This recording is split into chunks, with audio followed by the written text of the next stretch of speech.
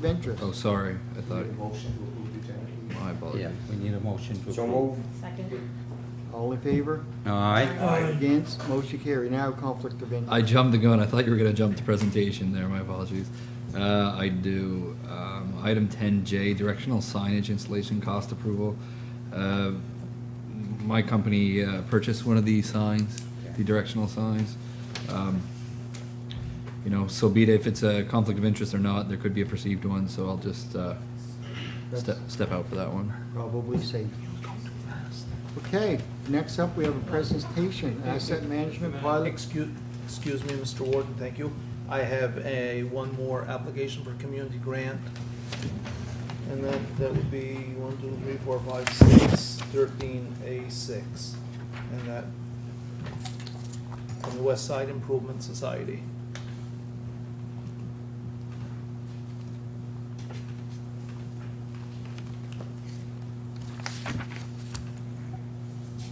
Do we need to approve the agenda again, or was that an ad? Is everybody satisfied with I'm happy that? with it, but I don't know Satisfied. what the procedure is. Yeah, okay. Thank you. Robert's rules? Chris? We good? We good? Okay, we're gonna get to this presentation. Asset management pilot project, Nova Scotia Department of Municipal Affairs, and I have no names in front of me, so please introduce yourselves. That's perfect. So first of all, thank you so much for having us this evening. We're all representatives from the Department of Municipal Affairs. I'm Jennifer Dunphy and this is Tim Barnes. We're engineers with the Grants and Program Division, and we've also brought your advisor with us, Ahmad Shawan. We can't say enough how much we've appreciated Argyle being a pilot participant in this project moving forward. It's meant a lot to us. We've learned a lot through this process, and we can't say enough in terms of how much we've appreciated your buy-in as well as your staff's commitment to getting the pilot project done.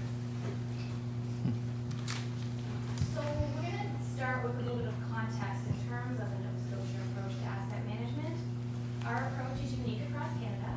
It's a voluntary approach. And what makes our process a little bit different is it's really focused on building capacity at the municipal level. And the Department of Municipal Affairs coming in and doing some of the heavy lifting up front to support our municipal partners.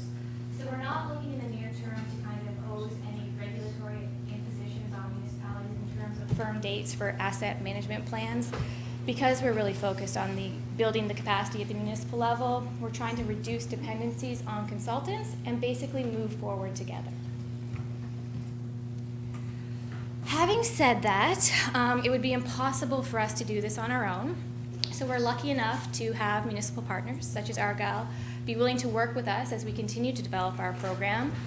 But in terms of really moving things forward, it was identified very early on, I believe 2015, that we needed to develop a working group to really address this issue and develop the program in the most beneficial way. Because asset management is not solely a technical issue. It requires input and expertise from a variety of different experts.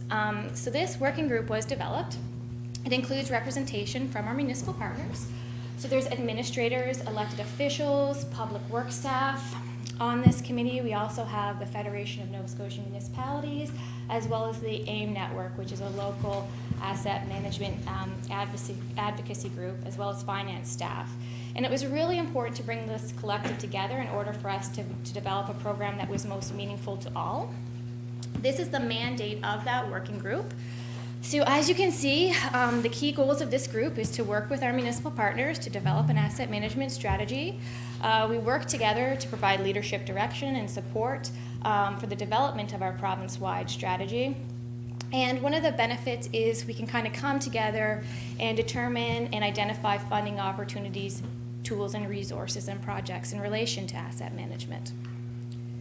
And that brings us to why we're here today, to discuss the pilot project.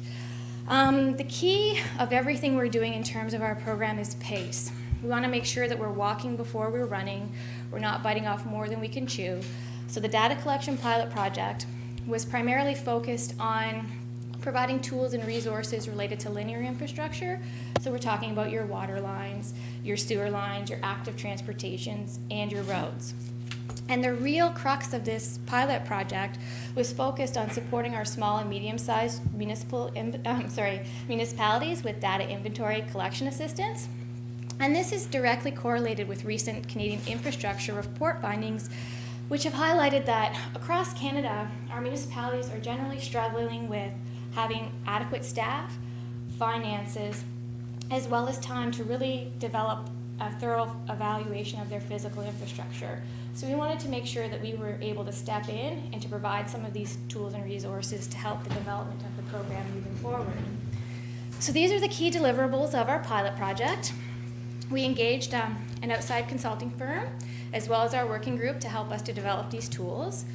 So to date, we've developed a spreadsheet for data storage.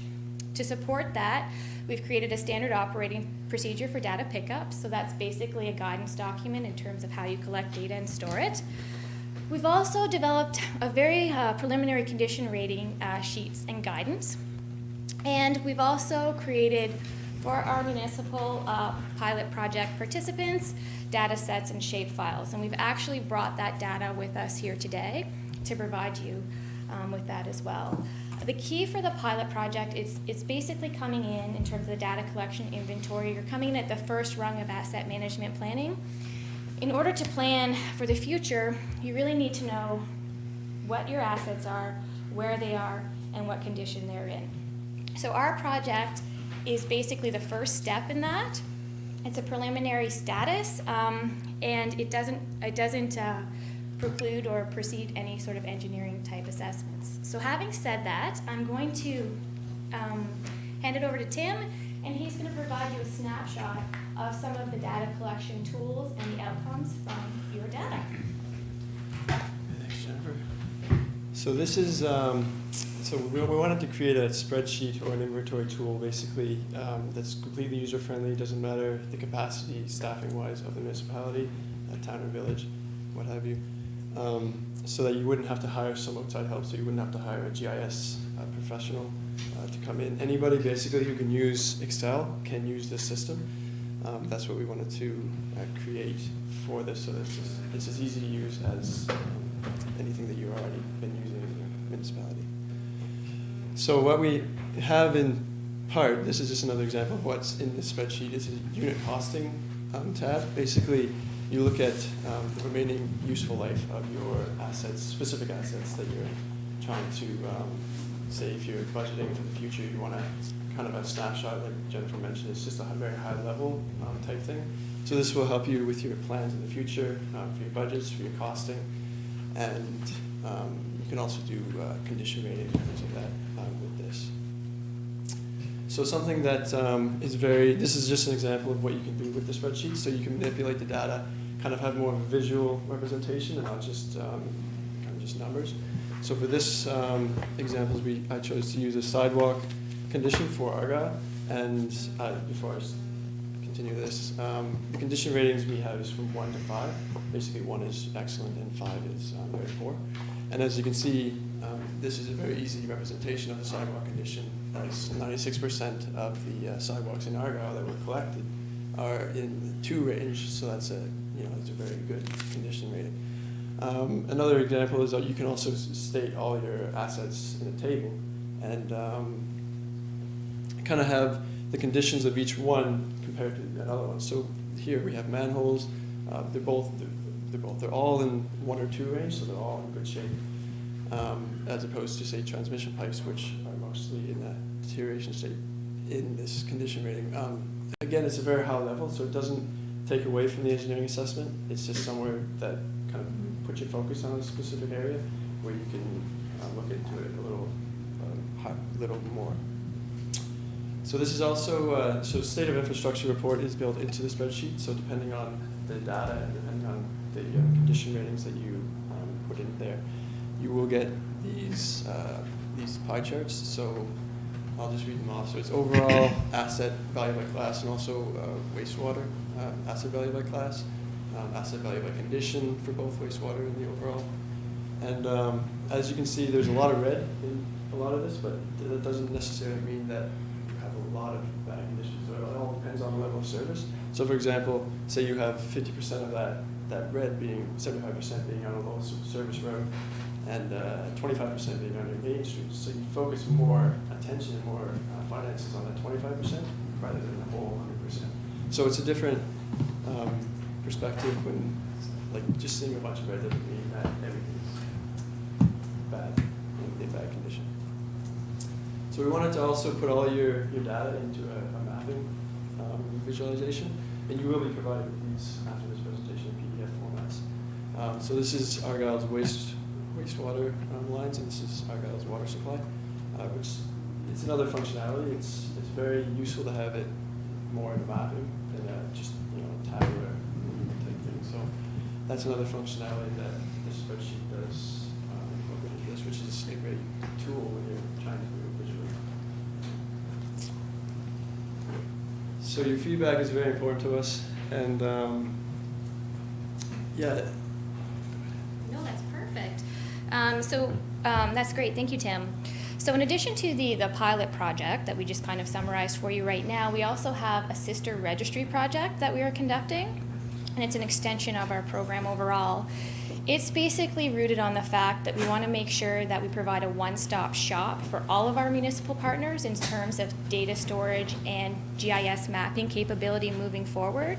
So with our registry project, we're actually working with our friends at NSGI or GeoNova within the province to develop a data store registry, which is based on the tools and resources that Tim just highlighted for you in the pilot project, so that all that data can be translated into one registry system, and that moving forward, municipalities such as your own can leverage our GIS capability. So you'll be able to see things in a more real time moving forward. So right now, we are working in the preliminary design stages of that. We're taking your data. So one of the benefits of being a pilot project is you have the opportunity to have all of your data uploaded into our registry system. You'll be able to use our dashboard and GIS capabilities a lot earlier than some of the other municipalities. So we're working on that right now moving forward. So we wanted to make sure we didn't lose that. We're starting off with an ability for you to view your data, and as that registry project continues to move on, we're going to be soliciting feedback to make sure we design it to meet the needs of our municipal partners and allow for editing moving forward. And as Tim mentioned, your feedback is so important. We like to hear the good, but we also like to hear any challenges that you may have had with our pilot project, because it really, the outcome will benefit the province wide. We expect to learn a lot, we have learned a lot, and we hope to continue to learn more, and we hope to hear from you. Thank you very much. Is there any questions or comments? Would you like to speak? CEO Alan Hughes? Yeah, just want to catch everybody up to what's happened. We haven't spoken about the asset management project in a very, very long time. And so this is where we're at in terms of course, the staff agreed to pilot the project because we felt like we would benefit, and we did. Yes. So we really do appreciate the information, love the spreadsheet. It's a reminder to council that this particular work is part of the gas tax funding eligibility criteria. So that eligibility criteria rests with the province. They're responsible for giving to the federal government an idea of where we stand around assets and what state they are in.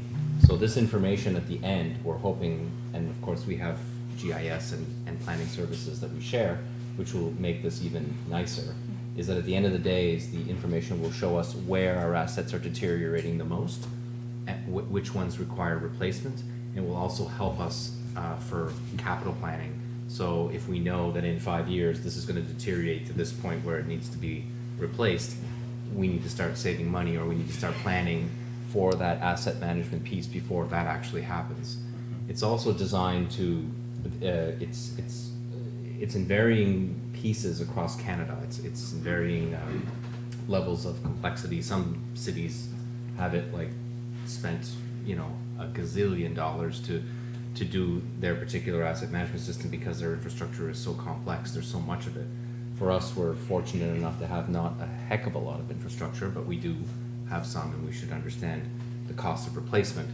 And so it defines, kind of informs councils to how much money they should be putting aside each year to replace the things that need replacement, and then maybe to take a look at some projects that you might want, and that informs you on whether you can afford both the replacement of the old and the creation of the new. So that's really, in a nutshell, what the federal and provincial government are asking of us, and I think, you know, it's a good chance that we were picked as a pilot because it's not that we're not as complex as towns. I know that towns were picked as pilots as well, so this one must have been a lot easier, I imagine. So anyway, that's... Yeah, it was great. Yeah. Yeah, so Argyle was actually the only municipality that was done as part of the pilot, a total of 5 in total.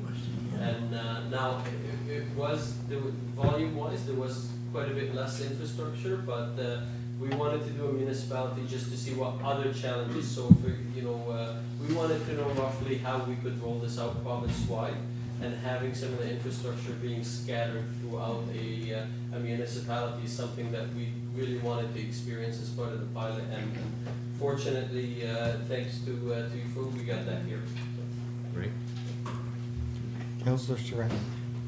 With that, do we allow for depreciation when it comes for like the asset management? Again, the question is, does our depreciation, or should it be covering when this, and maybe I shouldn't have asked that, but No, it's No. a question. So we, go ahead. everybody should, I guess. The question you're asking is whether the calculation of depreciation should be funded by the Thank you, taxpayer. that's what I'm trying to say. Some towns do that. I know the town of Yarmouth does that.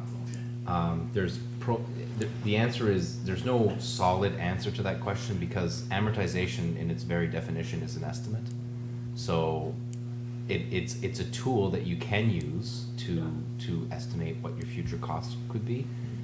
We do not do a rate on our amortization. Our amortization is approximately $360,000 a year, and depending on how old your assets are, it could go up, right? So depending on or go down.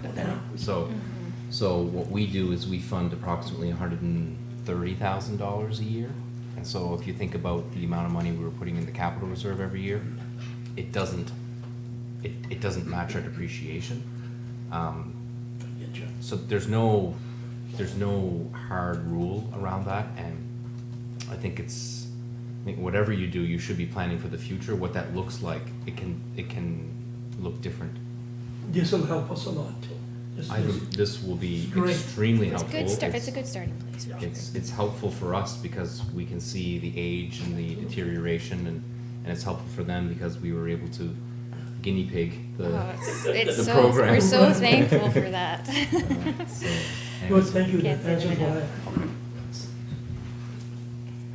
Deputy Warden, News? As a pilot project, you picked a municipality with very little, really, compared to a lot of other municipalities, very little assets as far as, what was the reason? Did you want a smaller one to start, or did you just pick a name out of the hat and we were it? Well, the decision to focus on our small and medium municipalities came from discussion with our working group as well as those Canadian infrastructure report card findings. And as Ahmad was mentioning earlier, we really wanted to make sure that with our first phase that we kind of captured the spectrum of diversity within our municipalities across the province, so we could kind of use that information to roll out our program province-wide. So there's a lot of value in terms of making sure that, you know, we get the areas that are smaller, but we also, that we cover the geographic area of the province as well was very important to us, to make sure there was representation from across the board. Do you want to add something to that? If I could just add to that, so, I realize that Argyle, is one of our smaller rural municipalities, but I think there's a lot more municipalities like Argyle than there are HRMs, and our focus has really been on small to medium municipalities. So HRM, for example, has now a corporate asset management team who's looking at how they're going to implement this. So they do have the funding and the resources that they can invest on an asset management program. So I think our tools would get us a little bit further with the small and medium-sized municipalities. So that's part of the rationale as to why Okay. we selected it. Our district planner, Brad Fulton, has a comment, question. You mentioned your work with Gianola and your GIS tools, which is the dashboard tool. Will those tools, those unique GIS tools for asset management, will they be provided to municipalities? Yes, so we're basically leveraging, I'm not a geomatics expert, so I can hear everybody in GeoNova saying, no, but we're leveraging our ArcGIS platform and the relationships that we have with the municipality. So in terms of the rollout, we'll definitely be communicating that across the board once we reach milestones. One of the components that we're considering in terms of our design is interfacing to make sure that we can kind of communicate with our municipalities' existing systems so that information can translate into ours. So everything, like all of the tools and resources that Tim was talking about in terms of the Excel spreadsheet, that format is going to be directly translatable to our registry project. So we're going to be able to not only input survey data, but also GIS data. And those tools are going to be disseminated province-wide. We're currently hoping for that to happen this summer. So when that happens, we'll send out some messaging so that all of our municipal partners are advised. Okay. Any more questions, comments? I guess we can thank you for your presentation. It was very well done. Thank you for coming. and Thank you for having enlightening us.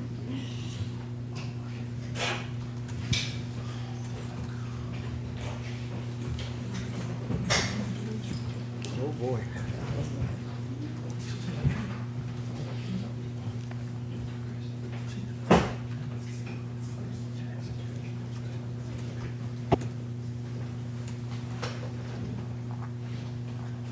Okay, adoption of the minutes, Emergency Measures Organization Planning Committee, February the 7th.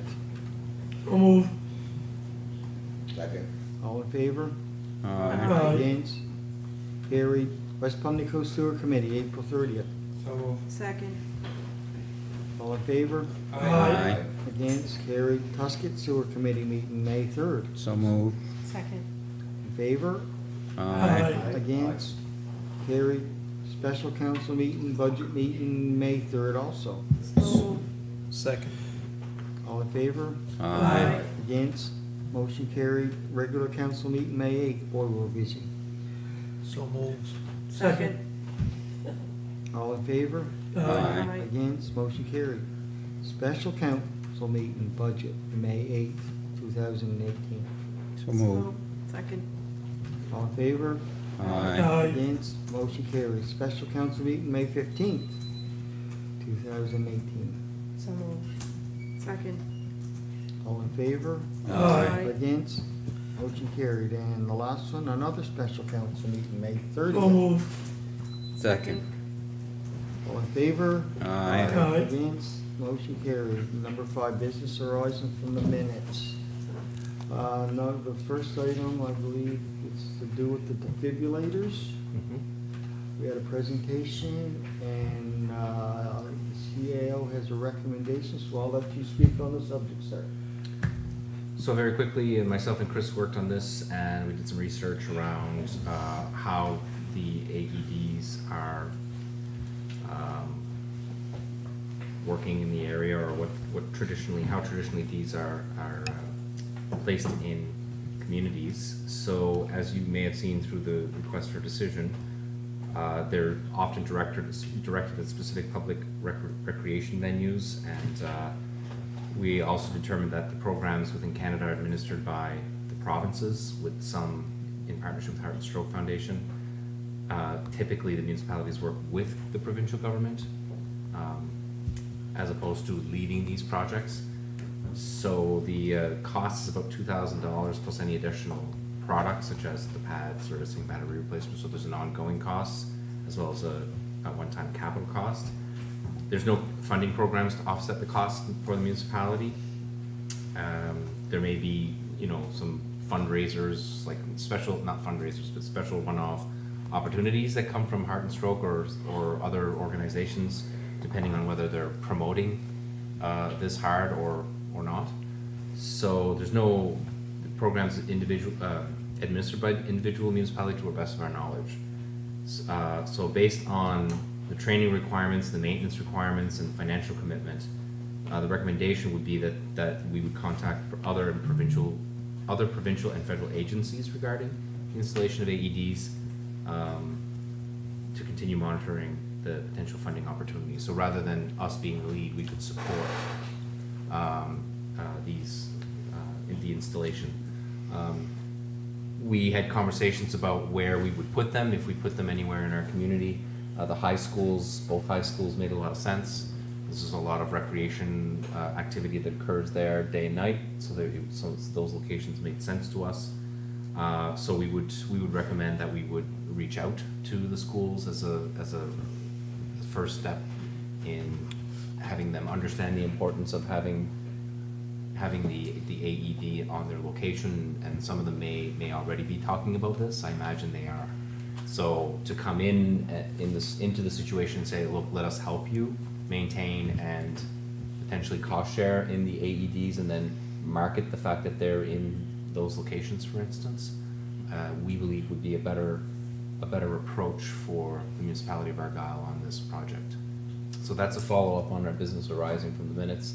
Of course, this came from Verna Worth's presentation that she did very well. So this is a follow-up. Are there any comments, questions, or Councillor concerns? LeBlanc? First off, our high schools don't have AEDs. Is that what you're saying? Not to our knowledge, no, they do not. That's slightly concerning. I wasn't aware of that. But my original question was that you seem to have some knowledge on different provinces having programs. You mentioned that our province doesn't have anything at the time being. Does that mean we've had something in the past provincially, or other provinces have had similar programs? My recollection is that it was the Heart and Stroke that was leading a project. But however, there could have been some provincial funding. Now, Chris may have a little bit more information based on his search, but I seem to recall that the funding that came in was one time in nature, and came in to introduce them, I'm going to say three or 4 years ago. But there's no set program at the moment. And I don't know if Chris has anything to add to that. Not really. They mostly did it through the Heart and Stroke Foundation's national program, and each province decided how they chose to administer it with the municipality. So the last program was in 2016, which is kind of the last round that they had for funding for AEDs. The province of British Columbia and Ontario have the most extensive programs, of course, because they're one of the largest provinces. So other than that, there isn't anything at this time. It's a concerning topic. Anyone that takes any even basic first aid course, the majority of the course is learning how to use these defibrillators, and I believe a lot of our fire halls have them, if I'm not mistaken. At least most of them that I've been to have them. I also recently learned that like EHS will not divulge information where the nearest AED is to you. I've seen that in the news just very recently here. I could be wrong, but that's the gist that I got from just like 3 or 4 days ago. I read that in a news article. I can't exactly remember which website it was. So there are some concerns there, given the fact that they're an extremely useful tool. So I don't think we should, let this go per se. The suggestion motion is nice to at least administer a conversation with the province to see if there's any future plans or anything like that. I really do think we should, at the very least, do the suggested motion. I'll make it a motion. A couple of items, maybe I can answer. One thing to Councillor LeBlanc. All the fire halls that have taken MFR have AEDs. They've been supplied with AEDs by taking the course in that. So that I know for a fact. I go to the fire association meetings every 2 months. And how do they acquire that AED if they've taken MFR? They've taken the MFR, meaning the first responders, and that comes in their course that they take, and they're supplied through the EHS. I'm not positive if it's EHS, but it's through the program that they get the AEDs. But you have to be certified. Funded by EHS? I can't tell you that. I know they all have, everyone that's got MFR has AEDs. Right. I asked the question in one of the meetings, so I know that for a fact. So if you're in Wishport, they have their MFR course. Yeah. They would have an AED in the fire hall. So that's number one. Number two, on EHS, I was talking to Colton LeBlanc at the Acadienne, and Colton LeBlanc is a paramedic, and he was telling me that they were doing as it's stated in this report, they were doing the AED where they were situated at, and he was telling me that once he gets the report, he said, I'll pass it on. So I said, well, you said that they weren't gonna share it, but I'm not saying you're wrong, I'm saying, he said, I'll let you know and I'll share it with you, I'll let you have it.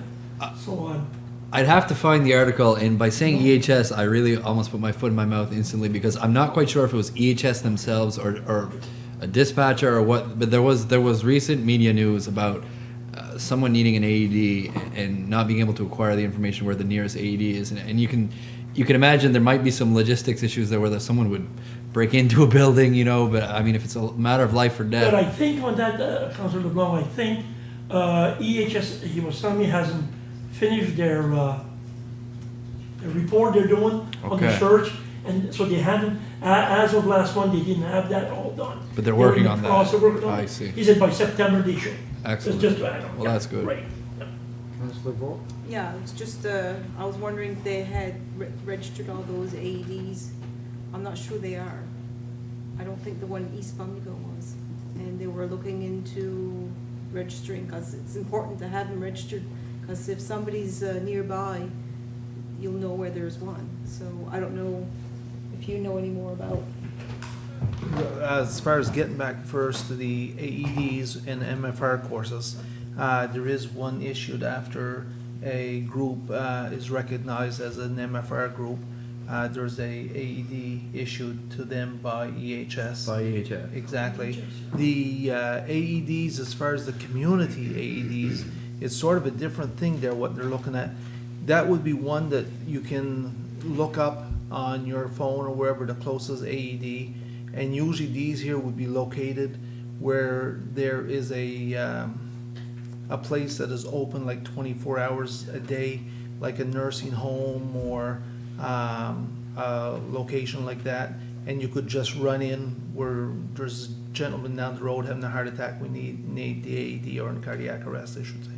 We need the AED. There's only so many minutes, right? There, anytime after 4 minutes, and that, as far as the rate of survival, goes down very quickly.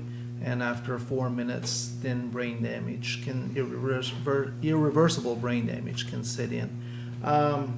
The suggested motion is definitely okay for the time being, but I would like to say whenever our new building opens, our new municipal office, I would love to see an AED on the wall or in a spot where it could be accessible 24 hours a day, even if it's in its own little container outside or on the location, that somebody could come grab it and take off if needed be in the area. And that, because as far as training now, like Councillor LeBlanc said, pretty well every first aid course you take there now has AED training in it. As far as getting it serviced and that, it doesn't cost a lot of money, and it's only every 3 years or so. And that, so I definitely think it's something we should look at, because it's amazing how they work, or can work, and it's amazing how fast somebody can go into cardiac arrest. And I think more and more employers are putting them in their places of business. They I know are. the company I work for, Most Seafoods, they're very proactive. They put it in a lot of locations in their plants and aboard their boats, and we've all been trained to use them, and basically they're pretty foolproof. to use They them. are. As I mentioned, we should be doing the suggested motion. Oh, sorry. They put one in one of the boats today in Halifax. Yeah, they installed one today. Yeah. We put them in our plant last fall, I believe. Okay, anybody want to make that suggested motion? I did. I'll second it. All in favor? Aye. Against? Motion carried. Done such a good job, Alan. Move right on to the next one. Oh, so that's la Société historique acadienne de Pubnico-Ouest Financial Request. that is the original request for funding is attached. Their request was to be funded for annual financial contribution from the municipality of District of Argyle for a part-time archivist, 3 days a week, 60%.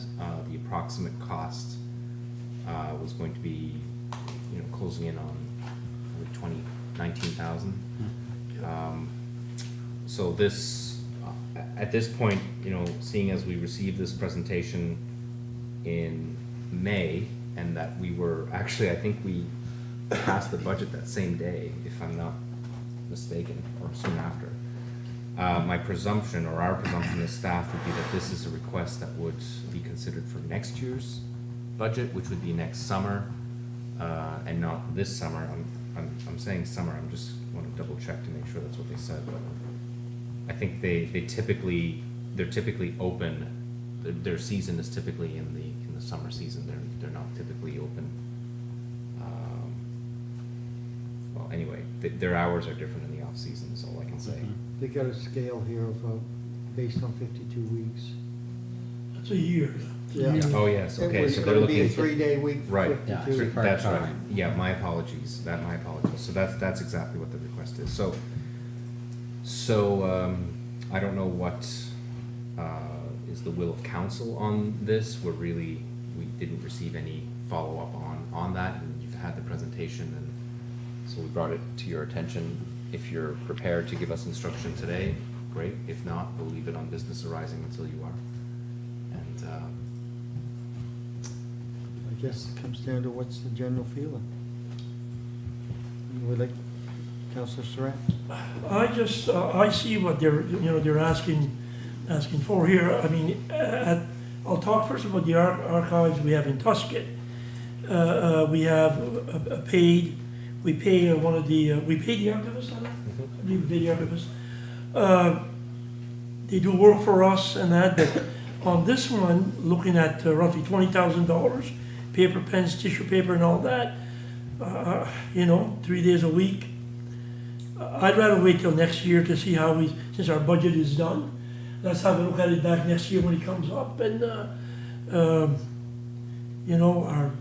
I guess that's my feeling. I think we should hold out till next year. Anybody else like to speak?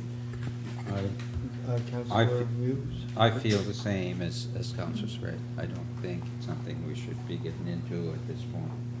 Councillor Dion-Simon? So, I guess, this year's budget's already been passed, so, even though, I need to have valid points, in the presentation, I missed the presentation, but I just read the request here. But it's definitely something we should look into next year and maybe budget for.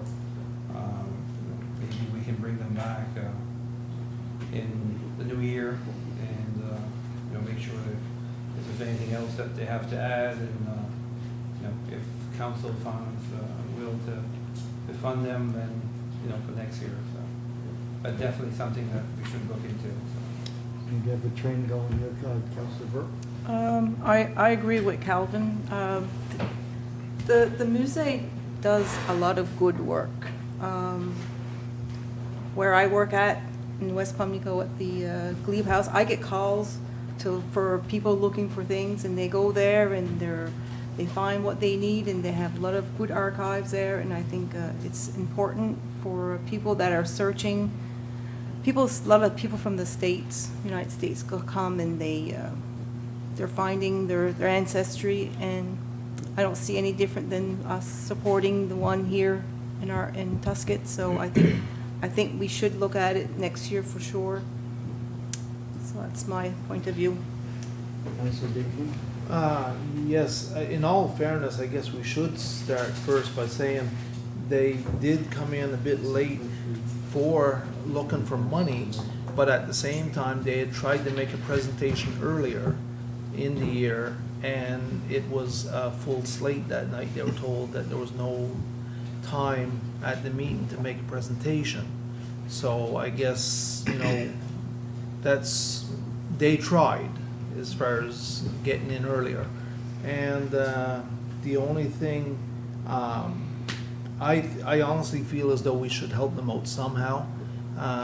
Next year, like this year we can't because of the budget, and the budget was passed. And I don't think we'll wanna start straying away from those rules either, or we're just opening up a whole another Pandora box. But I feel as though we definitely should get them in again next year earlier, make a presentation. I feel as though we should try and help them out at some point in time. And I honestly would like to welcome anyone that's never been down there to the museum, to go and have a look around, see what they have, see all the information that they have in there. And it's surprising, honestly. I, because of my work, use it on a regular basis. I was there today, actually, getting some information that I needed for an obituary notice. And they definitely had the information, so it's, and as far as, it's one of the, if not the biggest, Acadian museums around as far as Acadian heritage, and with information on the Downtramas and the Muses and a lot of other people, so a lot of information. Definitely, if nothing else, please try and go and visit them and have a look at it. But I think we have I've to been bring. there several times. I think we have to bring it up again at some point in time, really. Thank you.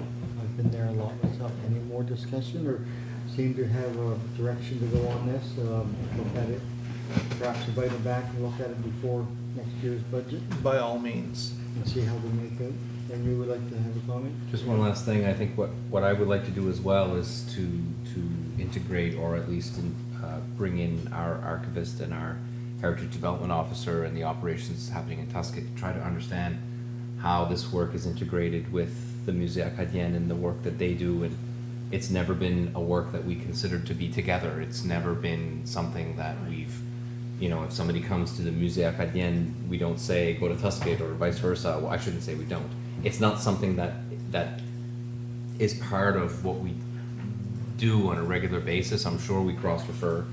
Just, I think it does present an opportunity if we're going to do that, is to see what the archives in Tusket looks like, and have council even go through both to understand what's in common and what's different with the two services. That both services are tremendous. So. Yes.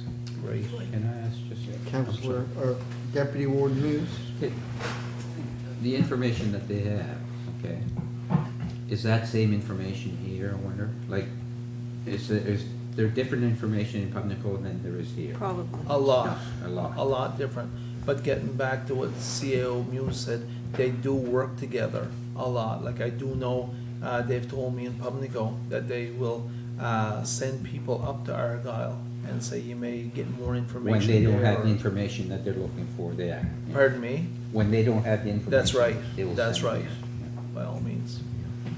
I guess just one more Yes. just point is just what I see an opportunity to promote both.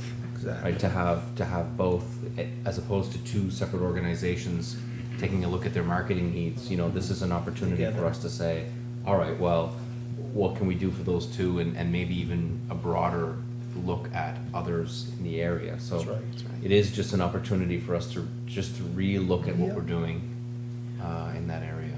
So. Yeah. It would be interesting to know the Acadian heritage, if there's anything here, or if it's only in Pubnico, the Acadian. Well, there's sort a of lot like- here. What's that? There's a lot here. Okay, yeah. And the one in Pubnico is they're French. I know Judy is French here, but that adds a lot too. I wouldn't want to lose that either. Yeah. You know, Yeah. yeah, it's a great help. Yeah. I think it's a great opportunity for us and for them all to work together on it. And like CAO Muse was saying, to, promote both of them. Yeah, thank you. Okay. Do we know where we're going with that? We have direction, yes, sir. The next one's the first reading of area rate policy amendment. You scroll down, you'll see it's number 5, highlighted in yellow. This is something we asked for a meeting or two ago. And would you like to explain what you've done? Or This it is Chris's explained? work. Go ahead. You want to go for it? Sure. So this is following our conversation around the integral fire rate that we had a few meetings ago. So we decided to look at the policy to see how we could allow council, for a very special reason, the right to approve a rate that didn't follow the procedure that was in the policy. So we decided to add a section, which is highlighted in yellow, called extraordinary approval, which would allow council to approve a area rate that didn't follow the procedure, but we decided to put a maximum of a 1 year term on that area rate and not allow more than a 2-cent increase. So it's more just, the reason the procedure is there is to protect council. So if we're going against the procedure of the policy, we didn't want to just open it up wide open. I think it just put a 10-year term for 15-cent increase and that would be that. So we chose to put a 1 year term and a maximum increase of 2 cents. It could be the same, it's just we put a maximum, and that would give the fire department 1 year to provide the information and go through the procedure. That's simply a proposal. This is the first reading. If you have any questions or comments, this is the time to ask them or bring them up so that we can make changes for next week. Councillor Wall? I was just gonna ask, do you need a motion to approve the first reading that? We would, yeah. This Make is a motion, yeah, I second, and was- then you can discuss it. Gonna make the motion? And I'll second it. Councillor Okay, Surratt? just a question, Chris. It seems to go against, one part of it seems to go against what we already passed at the other meeting. Because Brook had 3 cents increase. That's, And right now we're going to 2 cents, so aren't we going against what we already did? you would be if you approve this, but that's part of the reason why we're bringing this up, so that we avoid a situation like we had last time. So what's the matter with the 3 cents? Why didn't, I'm not trying to be sarcastic, No. but why didn't we go with 3 cents? Because that's what we passed last time that they could, did we say 3 cents? It says this on the Brook report, What- they went 3 cents. Sorry. I'm saying it because you're asking him why it's 2 cents, and I'm the one who said 2 cents, so that's why I'm coming in, is the simple reason is, first of all, the rate increase approval that we had, was from 3.5, was it 4.5 to 7.5, it was 3 cents. 3 cents, it says here. But the motion didn't say 3 cents. The motion said go to 7.5, conditional on having the ratepayers approve. Right. So we picked Well, 2 cents. Well, there's no other reason other than to say, you start getting into 3 or 4 cents, and if they didn't carry any of the policy, like, so for instance, in Eel Brook's case, they did do some advertising, they did have a meeting, but this is the case where let's say you have a new chief and they completely forget, and it's the last year of their rate and they had a rate at 3 cents, and it goes by. You have the right to say as council, yes, you can set your rate for 1 year at the same rate. If they request a higher rate, they can only go 2 cents higher, and that's to protect the taxpayer Very good. from unpublished or unadvertised or undiscussed rate increases. 100%. So We got it. the amount of cents is entirely up to you. I just randomly selected 2, and It's a safe number. Chris.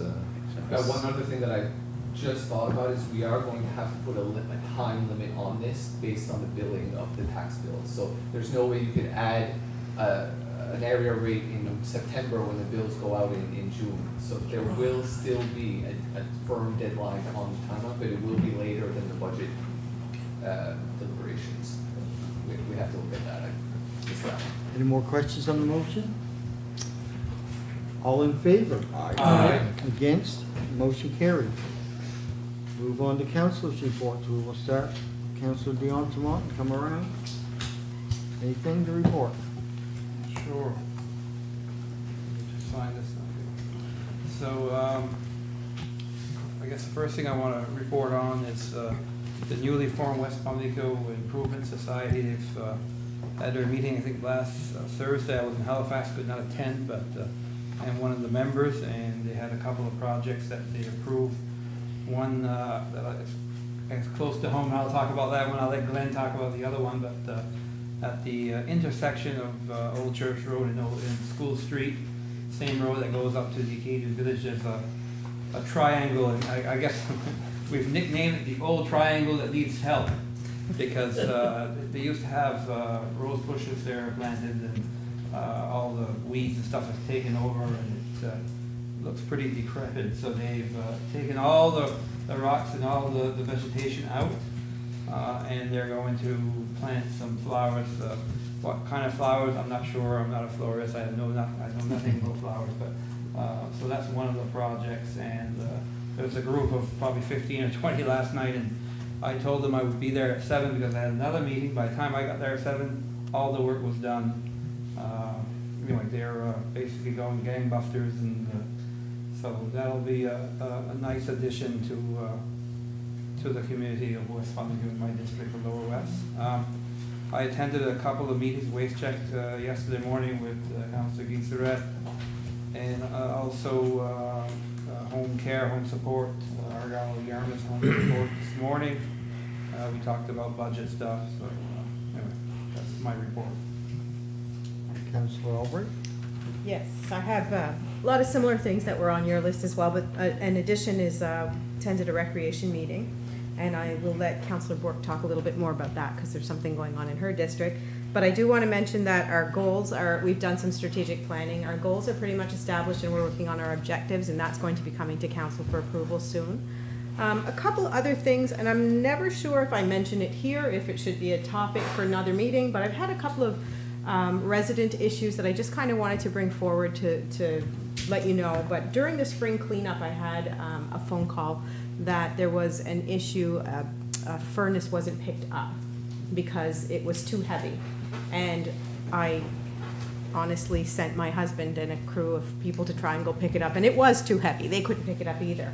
So the resident complained because he felt that it's spring cleanup, and because he put it at the road, it should have been picked up, and what happens if it doesn't get picked up? So I did contact somebody from Waste Check, and a solution was created, but I just wanted to bring that up, that it was something that had come up. The resident wasn't very happy because he felt that if he's putting things at the road, that they should be taken away. You got it there. That's what my husband said. I don't know how he got it there. I think he has a tractor though. I'm just teasing. But but we did manage. I did talk to somebody from Waste Check, and they were very resourceful and very helpful, and were able to take that away, which was great.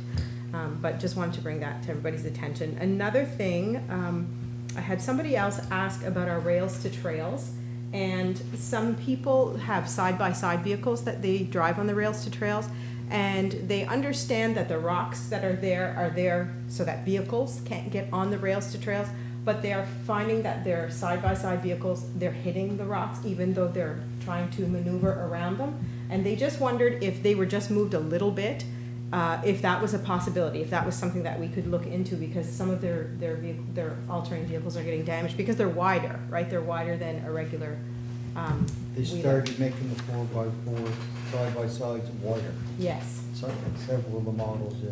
And they're getting damaged on the trails, and I mean that's what the trails are for, right? Like it's for those vehicles, and there's some damage. So I wanted to bring that up. I don't know if this is the place. Is it okay that I brought it up here? For sure. Okay. Why not? Yeah. And last thing that I had, I also had another conversation with a resident about, and this has come up here before, about the issue of flies in Lower Eelbrook, and I'm on the Nakile board as well, and we've talked about that often at Nakile meetings. The house flies are really, really bad. I know at Nakile, Gail Kaiser has talked about the fact that they can't open the doors in the summertime because it's unbelievable, the swarms of flies. And this resident in Lower Eelbrook said that they started early this year in April, and it's a real issue, and wondered if there was something that could be done, if we could. And I know we brought it up before, but I said I would bring it up again. Spending lots of money on fly traps and those sticky. And it's a nuisance. It's a real nuisance. And somebody she knew bought a house not far from where she lives, and they're really not happy with the situation. They didn't realize what they were getting into, I guess, and the fly situation. So I wanted to bring that up here as well. Is there something that's Causing it? causing it or behind, or I think there's lots of speculation. What's the speculation? Main farm Yeah. is what I've been hearing at the garage. Yes, yeah. Yeah, it's closed, by the way. It's closed there, yeah. That one. Somebody said they were migrating towards Tusket. Yes. I'm gonna put a wall, get Trump, put a wall somewhere in Tusket. Oh, you'll put I it- don't know, it's a hard, right? Like, what do you do? But yes. There yeah. were more this year everywhere than, Everywhere. Mhm. I mean, It's terrible. home, at my house, it was terrible. I don't know if it's the war, if it's the guy with the oxen next door, I don't know, but a lot of people everywhere not close to mink farms were complaining this year. So, I don't know.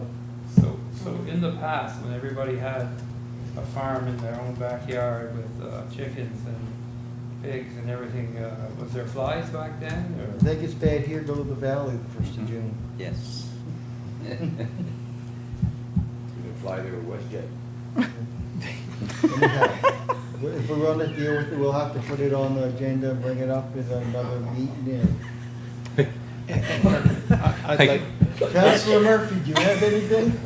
I attended FCF last week, and it was a real good conference, and a lot of going up hills and down hills is not bad, but going up hills, but the conference was good. It was, there were good workshops, and yeah, I enjoyed it, so, yeah. Councillor Surratt. Like Councillor Donchmo said, waste check, and also we had a meeting at the solid waste park, and we had our budget for the year, and nothing goes down, but we're making a profit there, that's a good sign. One of the things that we do maybe works.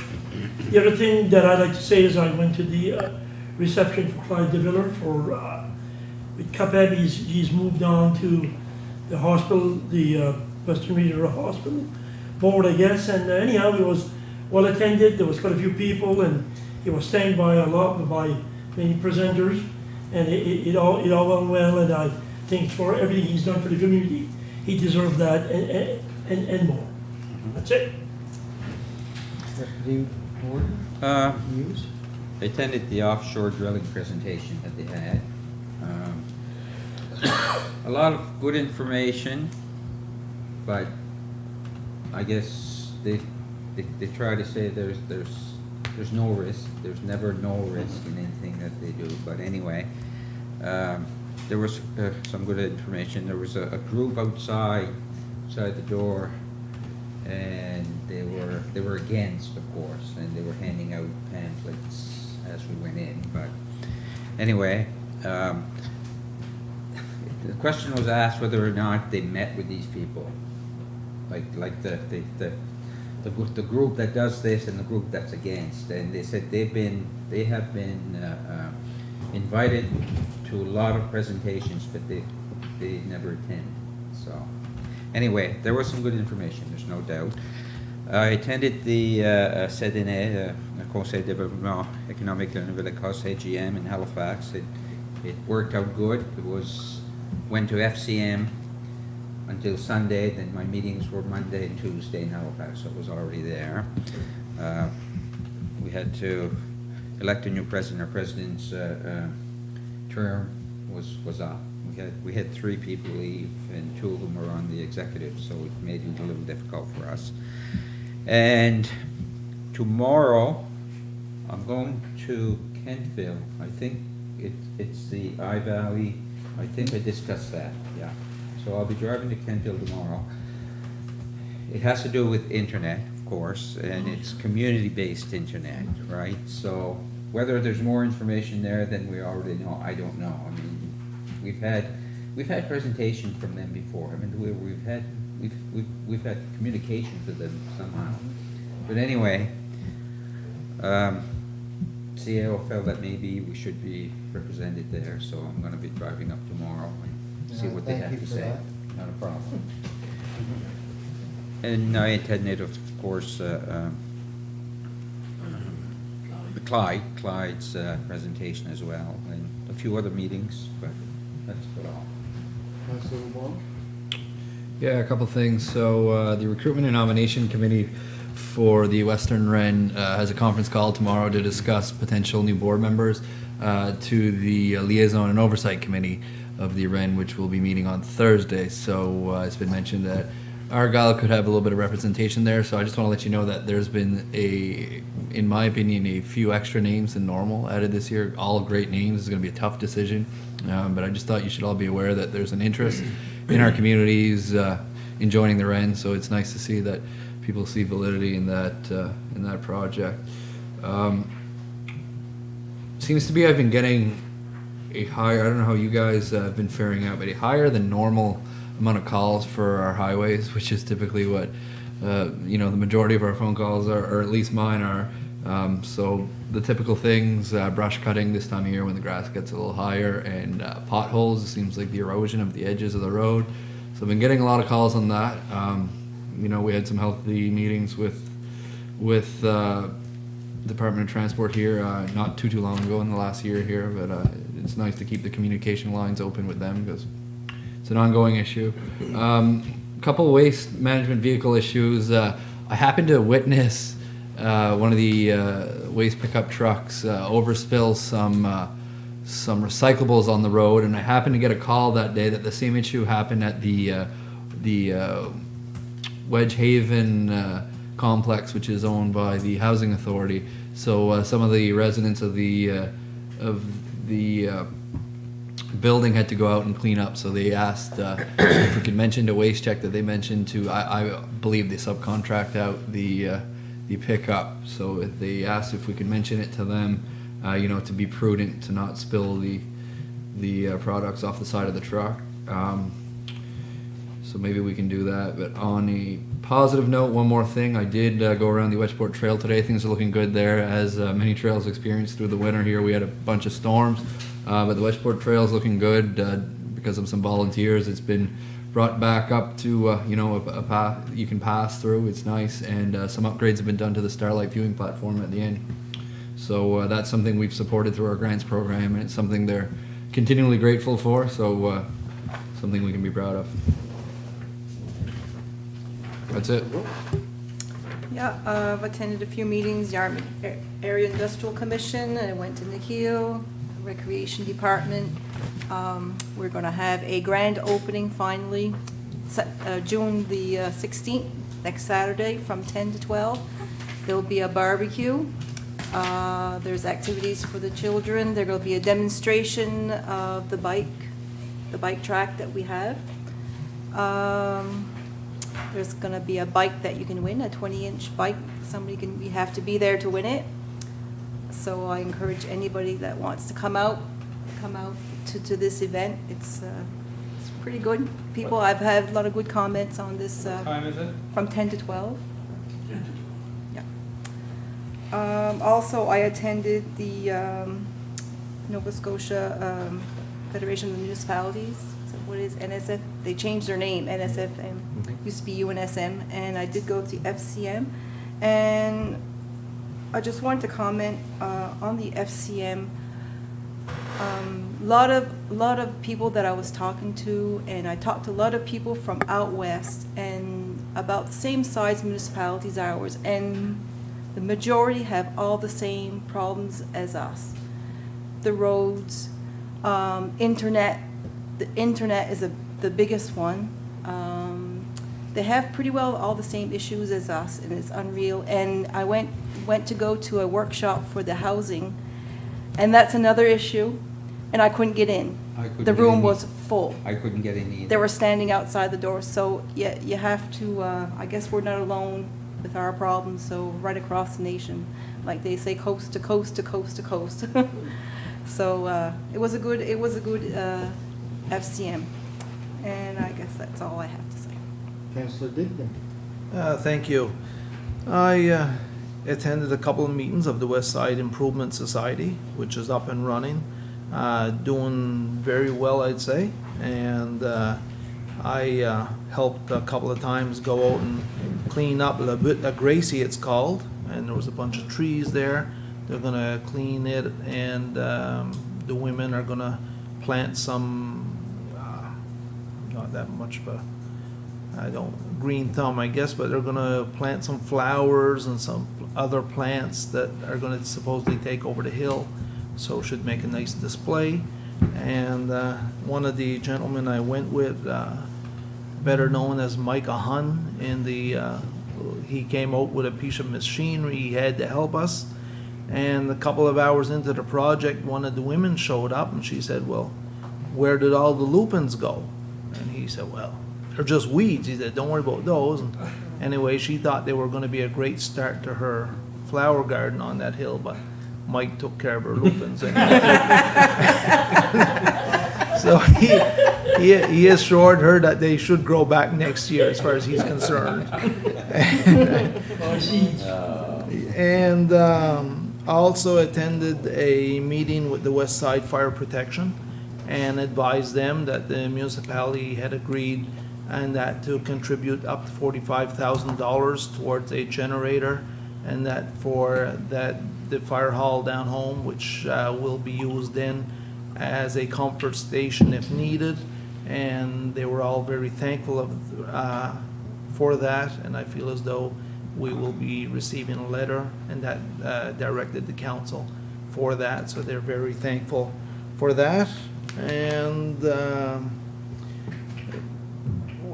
backing up what Councillor Albright said, and I often hear it, is about the ATVs, now that they've gotten a bit wider and side-by-sides not being able to access the trails in some parts, and that they're looking to see if something could be done, that the rocks could be, spread apart a little more. And also one thing that I keep hearing, and I know we've had meetings with the town of Yarmouth on this before, but there's still a lot of people that would love to be able to go from Pubnico, go through the town of Yarmouth, and join on the other trail that would take them up Metagan Way and stuff like that. So maybe something that we can look into again. Also been hearing lately about a few near misses at the exit 31 in Pubnico. People are afraid that it's just a matter of time before something happens down there. And that's about it. Also attended the charter night of the Pubnico and Area Lines Hall. Had a beautiful meal there, so thank you. Thank you all. Warren Dawson, I know I already had my turn, but I forgot to mention that last Thursday, Friday, and Saturday, the volunteer group of the Pubnico Point Trail, that they put in 2.5-3 days of work fixing what had been destroyed by the storms in the wintertime, and did a really good job. And we're up and running. We never stopped, but up and running even more. And people are coming from all over. It's pretty incredible to see people, from all over come in to, where's this trail? Where do I start? So it's been a real plus to the community. So. Okay, thank you all. Moving on to the warden's report, my report. I'm looking at it, there's not a whole lot on there that hasn't already been mentioned, but I did tour the RCMP headquarters in Dartmouth. It was a 5-hour tour of their facilities, training facilities. I will not go into details, it was 5 hours. And the other one is the Rural Internet Update Conference call that Deputy Warden Muse attended, or was in on. And it was basically the same is it the presentation as I heard in Yarmouth about a month ago. So, but still, we keep pounding away at rural internet. Sooner or later, something's going to happen, because it seems to come up daily, and it's ongoing concern with a lot of people, More and myself included. Moving on to the staff report, you have in front of you. Go ahead, CEO Ellen Muse. So I'm just going to hit the high level, the things that I think that you're probably thinking. So I probably will get it wrong because I'm not necessarily a mind reader. But let's start with dispatch and see if that one hits. So just an update on the dispatch services. We're currently so I've currently resubmitted financial information to the CAOs from Shelburne County and Clare and Yarmouth County. So we will be meeting again on those numbers now that they've been revised based on revised information. It's still unknown whether all of the fire departments will come along on this particular funding scenario.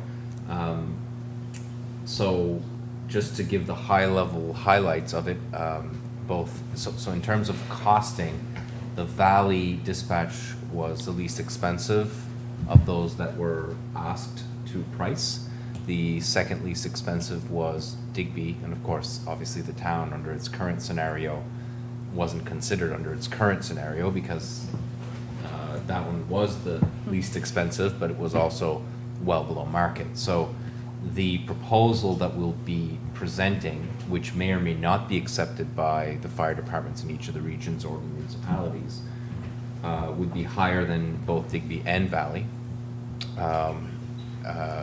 The calculation was based on a number of features. One was an estimate of what it would look like if it was 3 times the cost of what we're paying now. Another was an estimate of what's the average, if we're going to share, we share equally amongst the municipalities, and the other was based on use, because we didn't necessarily, because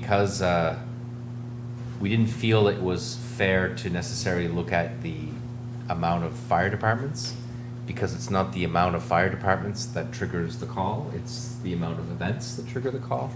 So in Barrington, for instance, there's 3 fire departments. Well, if you did it by fire department, it would be a heck of a lot lower in Barrington than it would be in, say, Argyle or Yarmouth. But the service is no less important. So we did a calculation. How it works out, I hope to get some information this week. Most of my colleagues will be at AMA this week, which I will be attending in White Point. So that's not much of an update, but it's that we've already had a meeting and the numbers didn't sing for some, and at this point, with every day that goes by, time is of the essence, at least, I guess at this point, is what I'm trying to say. So we'll move that as quickly as we can. The buildings, I'm sure you'll have questions anytime. If you have questions, just chime on in. The admin building, we had a day-long presentation from Wild Salt going to the building committee. Building committee rose their issues and we made some changes. We also made some recommendations on tendering. One of the recommendations of note was most of them were to try to save money, because we're just trying to save money. I mean, so one of the recommendations coming from our Public Works Director, which will be priced as an alternate option, is instead of having asphalt at the parking lot for the staff, there would be a hard plastic composite that would be embedded and would be covered with grass. So basically, you'd park on grass. So it would look probably checkered, right? Because it would have the green and then the black approach of the asphalt, but you'd have the green on each side, which is consistent with a lot of our other decisions around, net zero and environmental decisions. It's a third of the price, and it's as durable as asphalt. And so it's something that's done a lot in Europe and is starting to show in some of the urban areas. Because of the difference in cost, it's something that we'll price and we'll compare. So we'll have both the asphalt and that priced for your consideration. The other thing that it does is it allows for a better runoff of your storm water, so that the water actually doesn't just run off, it actually gets absorbed somewhat into the ground because it's not all asphalt. So I could go on the details, but I think I'll just say that we're moving forward and we have confidence that local bidders will be bidding on this, and the tender should be issued. I'd hate to say a date, but probably we're talking about like weeks. We're talking about days, actually. We're not talking about weeks and weeks. We're talking about days that will look like weeks, and that process is quite long because we as part of the process, it's obviously a big job, and we also want to interview those that are bidding to make sure they understand the project so that they bid it appropriately. So anyway, and so the other piece that you should all be aware of, and the residents should as well, is if the prices come in higher than the budget, which is everybody's fear, of course, we have the ability to select 1 or 2 of the lower bidders and negotiate or have them come back to us with a revised plan. So based on the amount of work we've done on the budget, We're confident that we now have a comfortable knowledge of what it might be, but there's only one way to know for sure, and that's the tender. So the tender doesn't represent, you know, the end-all be-all to this process. It can be altered based on the tender, but right now, we're nervous and eager to get the tender out so that we can get this thing going and that we can understand what the pricing is gonna be moving forward. So that's my update on the Was building. the Class A bids estimates, were they below budget or above budget? They were comparable. They were within a range of what we had anticipated. What we found was the Class A, we all felt the Class A was very conservative. So we felt like there were some of the estimates in there that the reality of the situation is we wouldn't do it that way. So it's hard, like, we had this conversation with our architects and their response was, well, we can adjust Class A all you want, but really that doesn't really give you the information you need. What you need is a tender. So, you know, so what they asked us was, is it close enough to go to tender? And we said yes. And so so the building committee recommended that. The building committee can recommend that, but ultimately it's up to you to accept the bids when they come in. That's your role. And the last part, rural internet, the REN is working on a meeting with the internet service providers. That will happen next week. I don't know the date, but the CAOs have been asked to participate. And this is to have a direct conversation with internet service providers and say, look, we've tried this, we've tried this, we've tried this. Now we're looking at you. Let's look at a project here that makes sense. And with the trust fund from the province of Nova Scotia, we think that that's probably the logical next step. I don't have much more to say about that. I would like to welcome a new colleague. Victoria Brooks is the new CAO for the municipality of the District of Yarmouth. We had our first meeting with Jeff Gushu and Victoria last Friday, talking about some of the broader regional and maybe demographic issues that we're looking at.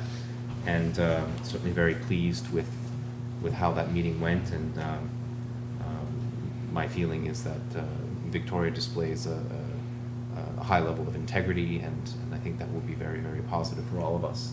So I'd like to just make sure you all understood that she's officially on board. Yarmouth Airport, very quickly, the runways are open. And we haven't had a meeting since our last meeting, so I'm not updating with too much other than we have had meetings with MPs and MLAs around the funding requirements for the infrastructure renewal as well. We've done 3 presentations with Shelburne, Barrington, and Clare, and we await their responses. And in terms of funding operational funds for the airport. So I'll stop there, unless there are other questions or comments around any other things that are on the staff report. I'd be happy to answer them. Anybody? Oh boy, 2 at the same time. Go ahead. Thank you. And Alain, CAO, I know you've been doing a lot of work on the dispatch service and meeting with other municipalities and stuff like that. Do we know if, and maybe I'm asking you something you can't answer, do we know if the town of Yarmouth is willing to entertain a new funding formula? My understanding is yes. They haven't seen any of this work because CAO Gushu requested to see the work, and my response was, I can't really show you my work. I can only show you our work. Okay. So once the other CAOs are happy with what I've presented, it can then be something that we can present to the town. The town, Jeff didn't speak for council, but he said, you know, look, you give us something and I'll bring it to council. So Yeah. I don't think it'll be blocked. No, because just some people are asking me, is it a dead issue? And I say, I honestly don't know. I don't believe it is as of yet, but thank you for the work you've been doing on it. Councillor Surratt. Exactly the question I was gonna ask, what Glenn asked. Question 2 though, is, I was looking at the report from Hans, and he's stating that the runway is the goal to reopen this runway 0624 as soon as possible. In your report, it said it was open. It is. Oh, it is. So That's all. when he typed it, and then after he typed it, it opened. Very good. Just want to So we were clarify. both right at the time. At the time. Yeah. Thank you. That's all I had. See no more hands? Thank you very much. Very good report. Yep. Number 9, strategic priority topics. That's just there every time, nothing under it this time. For decision, number 10, West Pubnico Sewer Connection Request. Is that you, CAO, or is that Councillor Dion-Sawant being chairman of the committee? This is the first that I've seen of it, so it must be CA review. Okay. It's, Just a company. it's basically a letter to request permission for Roy MP Machine Works to connect to the sewer in Dennis Point Road because the distance is beyond the 150 feet of the main line. It has to be special request and specially approved by council. I would recommend approval. I'll make that a motion. I'll second it. All in favor? Aye. Against? Motion carried. FCM Advocacy Fund contribution. Go ahead, CAO. This is a totally voluntary contribution.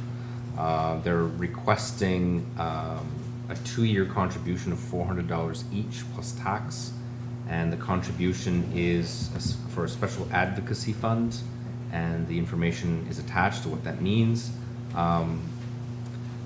I should mention that we have an outstanding FCM application for grant revenue of approximately $400 and something thousand. I think this is a great thing. So, so Did you go through our grants program? no. Oh dear, No. what are we gonna do? Yeah, no. So you could look at this as potentially a one-time, and for the amount. I mean, you Do we can have just. a mover? Oh, okay. So moved. Second. All those in favor? Aye. Against? Motion carried. That was a good way to stop me from talking, Mr. Ward. You got the hint there, didn't you? Yeah. You could have just said question on the motion. That didn't happen. It was really effective. Thank you. Nakile Board appointment. We have two. Yeah. Somebody from the board like Yeah. to speak on that? No, the reason, if I may. Yeah. If I may. Go ahead. The reason we're taking two, they were both very good applicants. We usually you can't find people, you're struggling to find people to sit on boards, and all of a sudden we had two very good people here that want to sit on the board. Our bylaws say that the board no less than 8, but it doesn't give us a maximum.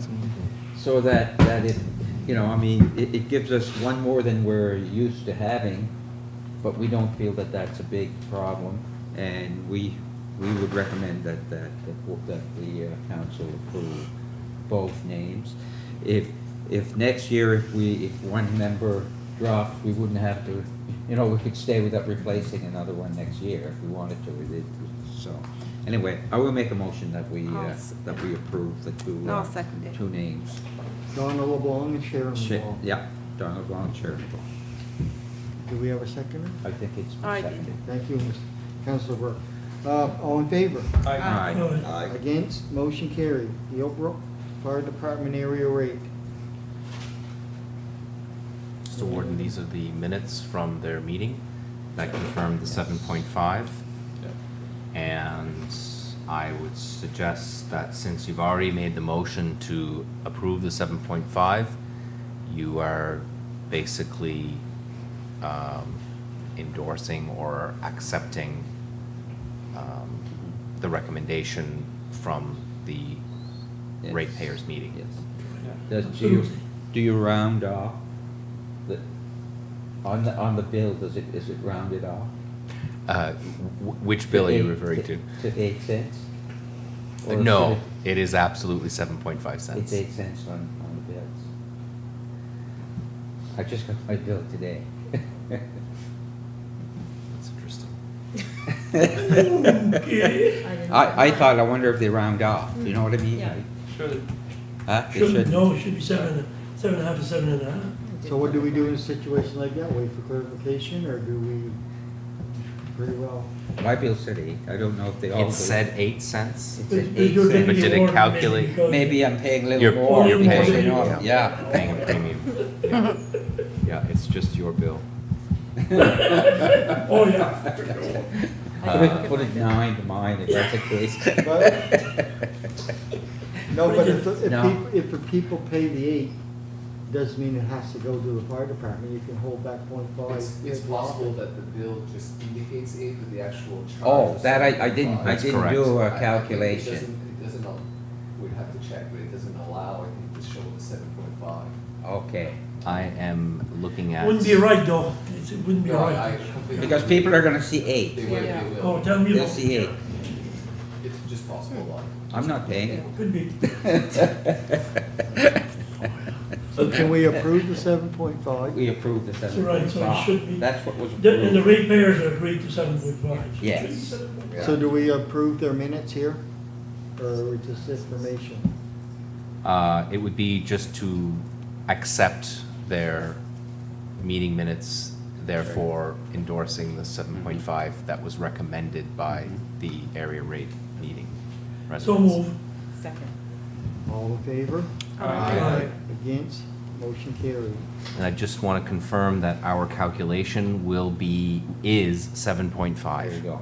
So Okay. that we will definitely investigate as to why that's showing 8. It could just be a printing issue that, because it wouldn't be the only rate that was a 0.5, like there's, No, that's what I Yeah. wasn't sure, and I just thought there maybe are others, they- so I find that very interesting. Yeah. Internal problem you'll be taking care of. I Oh, I'm assume. sure. Okay, Yarmouth Hospital Foundation nomination, and I have No, there's no, nothing. Do we have names? What's, nobody here. Nothing here. We don't have any names, it's simply put there to advise you that there is an opening for a representative for the municipality on the board. If you know any names or like suggest anyone, you can send them to me. And I'm sure they would welcome the councillor as well, if any of you are interested. keep that in mind, everybody. And thank you, Mr. Frost. Cannabis alcohol amendment to the MPS and the LUB.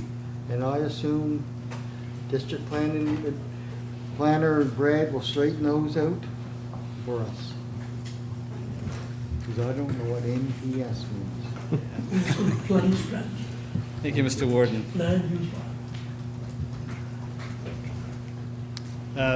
This file, of course, has been very topical, and currently, I've been waiting for some sort of announcement out of the federal government. Apparently, I mean, it was July 1st when cannabis was going to be legalized in Canada. I believe that date has been nixed, and I haven't heard otherwise. There certainly has been a lot of discussion on this this initiative on the part of the federal government. I've attended a number of workshops through the Planning Association, through the Federation of Nova Scotia Municipalities, and others on this. I attended a workshop in Bridgewater a number of months ago, and there were some legal people from the Schulich School of Law, Dalhousie, and one of the presentations from the law professor made a very good point, saying that the way the Municipal Government Act is structured, when you adopt a land use bylaw, whatever is underway in the municipality at that point becomes a legal use. It can be non-conforming if you adopt a bylaw which doesn't permit that use, but nonetheless it becomes a non-conforming use. So there was a very strong recommendation at that workshop in Bridgewater to the planners in the room, saying that you should, make a recommendation to your council that if the council does have issues or does have concerns about the production facilities and growing facilities and distribution facilities that may be coming to your community, that you would want to amend your bylaw prior to the adoption of the legalization of Canada by the government of Canada. Pardon me, the legalization of cannabis by the government of Canada. So I sent a memo back in November of 2017 to council with that advice, or with that recommendation. Also, the municipality has been involved with the municipal alcohol project. I forget the exact term of the. This is in. It was a program that was initiated, I believe, by the Department of Health through the probably the Addiction Services Group. And there were councillors this was a province-wide initiative, and in Yarmouth County there were members from District of Argyll, District of Yarmouth, Town of Yarmouth, etc. I believe Councillor Guy Surrett was the member for Argyll. Mr. Larry Phillips, who is the mental health and addictions staff person here in Yarmouth, was very involved with that group, and he was promoting and suggesting that municipalities proceed with adopting policies concerning the intoxicants of alcohol and cannabis.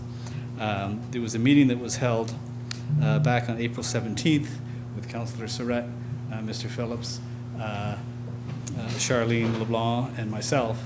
And the upshot of that meeting was that it was recommended that we draft some policies and amendments for the consideration of council on both alcohol and cannabis. So I did that.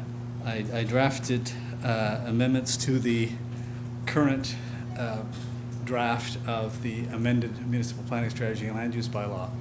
The planning department, the district planning, us downstairs, we have been working on the revised municipal planning strategy and land use bylaw for quite some time. We were prepared back in March of 2017 to move forward. We had completed a draft. We had vetted by the various department heads. I had several discussions with the CAO, the deputy CAO, and we also had it vetted through Department of Municipal Affairs, and we're ready to roll back in March of 2017. That never came to fruition, but we do have a draft, or did have a draft, of a revised municipal planning strategy and land use bylaw. So with the marching orders from the April 17th and 2018 meeting with Councillor Surrett and the gentleman from the Health and Addictions, I made amendments to the draft, and there were a number of issues that were being considered by many municipalities in Nova Scotia about the legalization of cannabis especially. The government of Nova Scotia made decisions, as we're probably all aware, for the legalization of cannabis. They decided to distribute cannabis through the existing Nova Scotia liquor commissions against the recommendations of many. The national bodies were recommended against that. Also, they included it in the Smoke-Free Places Act, treating it similar to tobacco. There are restrictions for smoking tobacco in public places and restaurants, so many feet from the entrance of a public building. You're probably familiar with those Smoke-Free Places regulations. So cannabis in Nova Scotia is intended to go parallel in lockstep with tobacco. I personally don't agree with that. I think that was a mistake on the part of the Nova Scotia government. I felt that it's not, I mean, tobacco is tobacco, and that can cause, especially secondhand tobacco smoke, etc., can cause problems. However, cannabis is an intoxicant. It's I guess they're all drugs, but I mean, it's an intoxicant. Similar to alcohol, and I felt prior to the decision that the Nova Scotia government made, I thought it would be listed under the Liquor Control Act. You can't. The example I use is you can't stroll down the street drinking a pint of rum, and I don't think you should be able to stroll down the street smoking cannabis. However, those apparently appear to be or will be the rules in Nova Scotia once the government of Canada legalizes it. So, to cut to the quick, the recommendations that were considered, and this is in the memo of May 14th, 2018 that I sent to Council. the Federation of Nova Scotia Municipalities and FCM have all kinds of publications to assist municipalities in dealing with these new realities. So they suggest that, first off, that municipalities could adopt policies to restrict the advertising and use of these intoxicants at municipal functions.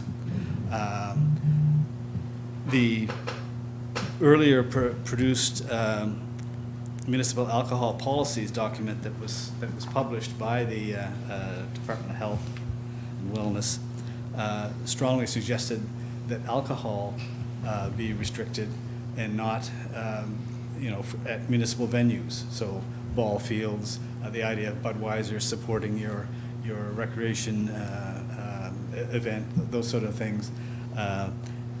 It was suggested, for instance, if council holds a levy, instead of having wine, you could have grapefruit juice, that sort of thing. The idea that the council supports and promotes healthy living in their community and restricts the presence of alcohol and alcohol advertising. It's been suggested that the same should follow with cannabis as well, that at municipal functions, at municipal facilities, cannabis would not be welcome, nor would there be advertising or consumption on municipal properties. The Department of Health and Wellness would like to see, and is sort of encouraging municipalities to further adopt bylaws to strengthen, like the Smoke-Free Places Act. They use the example of the town of Kentville, who has a smoke-free places bylaw, and they're suggesting that municipalities could perhaps adopt smoke-free places bylaws and strengthen the public consumption, the restriction of the public consumption of cannabis. I was at the annual planning conference in Halifax in May, and I had a long discussion with the planner for the town of Kentville, and she advised, Beverly Gentleman, she advised that the town of Kentville was not intending to include cannabis in their smoke-free places, and they weren't intending to strengthen their Smoke-Free Places Act because of the limitations on being able to enforce that bylaw. Towns and cities, of course, own their own streets, and so when you think of public places in a town or in a city, all the streets are owned by the town, and they are all under municipal control. However, in a rural municipality, of course, it's the province of Nova Scotia that owns the highways. So yes, they are public spaces, but they're not municipally owned and they're not municipally controlled. It's provincial public spaces. So the concept of, or the idea of a municipality adopting a bylaw to try to enforce the public consumption of intoxicants on public highways, that would be a tremendous burden on a small municipality. Also, there's issues around cultivation of cannabis. Currently, there's the concept that citizens can have up to 4 cannabis plants on their own property. Some provinces, because there was the ability for a province to further restrict what the federal government was intending. I believe it's Manitoba and Quebec said no, there won't be any private cultivation of cannabis in our province, thank you very much. So they're restricting, I think it's Manitoba and Quebec. I could stand corrected. I know it's Quebec, but it may not be Manitoba as well. However, Nova Scotia made no such restriction. So in Nova Scotia, citizens will be permitted to cultivate their own cannabis plants. I think some jurisdictions, or there was thoughts of some jurisdictions requiring that to be indoors, not out in your backyard. Clearly, if it's out in your backyard, youth and children, pets could consume this product, these plants, and that could cause problems as well. So a municipality could conceivably adopt a bylaw to control private cultivation of marijuana as well. Again, the idea of a small rural municipality without the benefit of having a police force, if you will, or bylaw enforcement officers that could go around and control this, it would be very, very difficult. And thirdly, what could be done is what I have proceeded to draft, and that is amendments to your municipal planning strategy and land use bylaw to restrict the location and the zones, if you will, where production and distribution facilities could be. So, what I've done, what I've drafted, is a recommendation that the council should, I believe, or I would recommend that the council do adopt policies to restrict the consumption of alcohol in municipal venues and at municipal sponsored events. So too cannabis. When it comes to specific bylaws like a smoke-free places bylaw, I can't in all conscience recommend that the council adopt such a bylaw because it has absolutely no capacity to enforce. If you adopt a bylaw, there's clearly an assumption, especially by the citizens, that you would enforce that bylaw, and you simply don't have the ways and means. Unlike the provincial government, the federal government, municipalities will not benefit from any revenue from the legalization of cannabis. All the revenue will be going to the federal and provincial governments. So they are the responsible bodies, in my opinion, to enforce any regulations and laws that they adopt. And when it comes to the bylaw, the municipal planning strategy and land use bylaw, I've drafted policies which basically indicate that the council does not want to see public consumption of these intoxicants in the municipality, and limiting the areas where production facilities could be located to the general use areas and the rural development areas. And also, a development agreement would be recommended for those uses. So the municipality, the council would have the ability to have further restrictions through the mechanism of a development agreement. So that's the long and the short of it. Well, thank you. This looks like it's going to take some discussions. And Councillor LeBlanc, your insight, please. My insight is that was a lot of information to digest, and I would not be comfortable making a decision on this tonight. I don't know what everyone else was thinking. That's just my personal. I've been to so many presentations to do with this, I'm all confused, like you were clear on one thing, there's going to be no grass tax. It's very difficult to get information. One of the questions that we had was about the growing personal cultivation and whether or not it was going to be required to be indoors or it could be out in your backyard. My question at one of these seminars I went to, like, who's going to police 4 plants or 5 plants or 6 plants or 26 plants?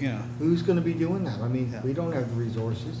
I mean, the assumption from the provincial government that municipalities can adopt these bylaws and look after it individually, I thought was a real pass in the buck. Pardon me. I think that venues that we that we participate in, whether it be volunteer, whatever, there are certain things that we can control on that park as far as our own venues. Right. That's not a huge issue. So really what council is being asked to consider is to enter into the amendment process. So what Brad has suggested is that we have some land use amendments that we need to make along with municipal planning strategy amendments, because our municipal planning strategy says nothing about cannabis. And so the risk of doing nothing is that, the cannabis law comes into play, all of the rules are into play, and anybody can do anything, anywhere, on any property. So I think what Brad is suggesting is that it cannot be done in the rural centers, so there cannot be any sort of major cultivation done in Tusket, West Pubnico, and Wedgeport. That's correct? Yes. It would be further out in the hinterlands, in the villages, in the rural communities where there's a bit more space, and then there would be rules regarding that development. And so basically what it is anybody who looks to get into this business, and I'm not talking about the floor plans in the house, because that's different. I'm talking about an industrial grow up of some sort. Then they would have to enter a development agreement, which means they have to tell us what they're going to do. It has to satisfy our nuisance concerns, and then you have a public hearing, and then you approve the development agreement. No different than what we're doing in Tusket for a couple of potential businesses in the Tusket Business Park. They're entering a development agreement. So that process is probably the easiest. It's the most scary and also the easiest process, because people see development agreement as something that takes a long time. But what it actually is, it allows you to control, to be very lenient, I guess, to people who are following the rules and that are doing what you've asked them to do, but then also be able to be strong when somebody's not. Whereas if you're in a as of right situation where people have the right to do it at that location, then it doesn't matter if they're being good business or bad business. You can't stop them from doing it, provided they follow the rules that you have in place.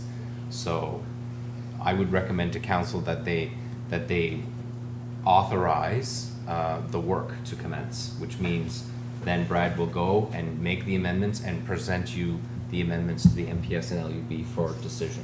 And you can always amend them at that time. So move. Second. Fair enough. All in favor? Aye. Against? Thank you, Alain. Motion carried. Thank you for clearing that up. Yeah, Brad. appreciate it. Thank you, Alan. Alain. And thank you, Mr. Brad. Thank you, Brad. It's a confusing mess Phew. coming up for the next few years. So there was another item, on that, and I know that Mr. Fulton will be very interested in hearing this one, is we've had some trouble filling some seats in the Planning Advisory Committee, and so it has delayed our process to do public engagement and final authorization of the amended MPS and LUB. With your permission, via motion, we can start that process by, at this level, because you don't necessarily have to have a planning advisory committee to do that work. And since we're having some issues with vacancy, we don't want to lose the opportunity, because Brad is going to be retiring in the fall, and any sort of work that we do, we'd like to have the benefit of Brad, because clearly nobody here is a senior planner, and Brad is one. So we really would like that input, and so we would, to do the public engagement the Argyle way, we should probably start that process now, give us the authority to start that process, and we can develop as we go, and then eventually approve not only the amendments, but the actual amended LUB and MPS as a whole. So if you're happy with that, then a motion would start us in that direction. So moved. Second. All in favor? Aye. Against? Motion carried. Again, thank you. Moving on. Boy, it's a long one tonight. A lot of stuff. Municipal workshop on doctor recruitment being held June 18th in Halifax, and I believe there's been a number of councillors expressed interest in attending this. It's from 10 a.m. to 3:30 p.m. So we're gonna decide on who goes or how many goes. Who has expressed interest? I see some emails. Yeah. Goes to, and Lucien said he might be interested. No, I just wanted someone to go. You wanted I just somebody. feel the topic's so important, but not volunteering. Is Charlene gonna be attending, or Yeah, she she's said not she sure? I'm not sure if Charlene will be in attendance or not. Because she's got something else she wanted to go, but she's got something else that could be happening that day. How many people should attend? 2 or 3 should attend. I think it's quite important that we have varying views on this. That's right. And seeing as it's a very important topic, and you've all expressed how important it is. Your residents are expressing it to you, and you're expressing it to me. I think it's a good investment to send more than one, and probably 2 or 3 would be great. Okay. But, so Glenn and Kathy and Lucien, if you're more than welcome to go if you want. I get that feeling. The deputy also expressed an Well, interest. Oh, perfect. What my expression was, when I wrote to you, was that how many people should go. I knew there was 2, and if 2 is all we need, that's fine. Yeah. You know what I mean? Two would be Really, fine. yeah, there's really no point in going more than what we need.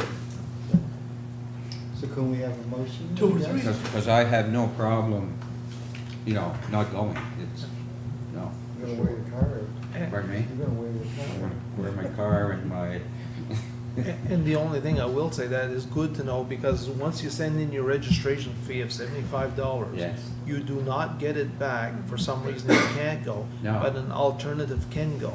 So Okay. for some reason, you know my work, if I I know. can't go, I will call you. And this is what I was a bit concerned, you know, because Charlene was the same way, you were the That's same right. way. All of a sudden, there's only Kathy going. Yeah.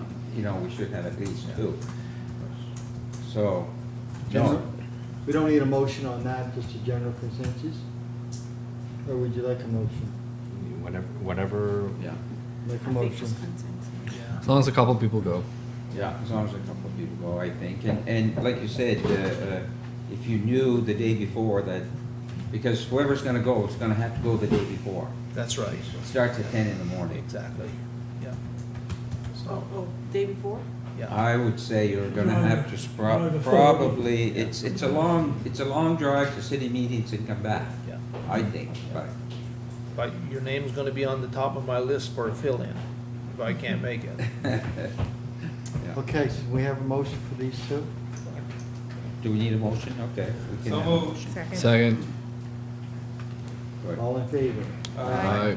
You know, how about that? Thank you. Against, motion carried. What are you talking about? It's a long day. You gotta drive down, get a load of herring, and bring it back, and start processing at 3 in the That's right. afternoon. I'd be asleep in Shelburne, that's my biggest problem when I have to drive. Same here. And come back. It's, like tomorrow I'm going by myself, so. Let's stay out of the woods. Okay, moving on to surplus property request. Following Jean Guillotin. So this is a request from a resident who's looking to connect his property to our property. Our property is buried behind his. And so they're interested in purchasing that from us. But my response to them was that we first have to consider the property surplus before we can own sell that? it. Yes. Oh, we own it. So we own it and they wish to buy it because Buy it. it consolidates their property with ours. Right. And it gives them ocean front that they didn't already have legally. Not to say that they may have accessed it, but as, they want to purchase Yes. that lot of land. No. So, we would, in order to sell it, we would have to do an appraisal. Yes. It was an old, Yeah, what was it? what was it called? He had a name for it. It was a provincial government land that was used by fishermen as common fishing areas. Okay. And there is a term for it, and it Common land or- escapes me. Yeah, yeah. And so the province divested these lands, and so they were used for basically, collective access to the water. As before they had the big wharves and all that, they had the collective access to the water that way. Interesting. They also had some shared use of that land. And anyway, the name of it escapes me. We don't have a use for it. We definitely don't have a use for it. So it would be, if council wanted to sell that piece of property, we would have no use for that property, no municipal use for that property. Obviously, we would sell it at market value, but the first step is to distinguish that it is in fact surplus property. Seeing as it's locked in, we really wouldn't have any municipal purpose. I'd like to move that we sell the property to, No, we gotta declare surplus first. oh, that we declare this property surplus or not. That would be the motion I'd like. Second. Do we have a right of way in this piece? Is there a right of way? In our discussions, there didn't appear to be a right of way. There is a a common use, whether there's an actual legal right of way, I don't believe that there is. Yeah, there was Was one. the piece abut, I guess if that's the word I can use, just his land or other landowners' land? It's just his land. Originally, the mapping appeared to abut 2 pieces of land. The only piece that they're interested in is the piece that just extends to their land. Yeah. I believe that subsequent to, when we saw the original drawing, it looked like it was abutting 2 pieces of land. But subsequent to that, the mapping got changed, and it looks like it's just abutting theirs. I mean, obviously, that's something we'd investigate to be sure. But sometimes the mapping on property online and what's reality are 2 different Because things. there is, just to the south of that, there's a road, Lade, is that? Yeah. And down, there's an old wharf or something. So I'm just wondering if that piece goes to the wharf or not.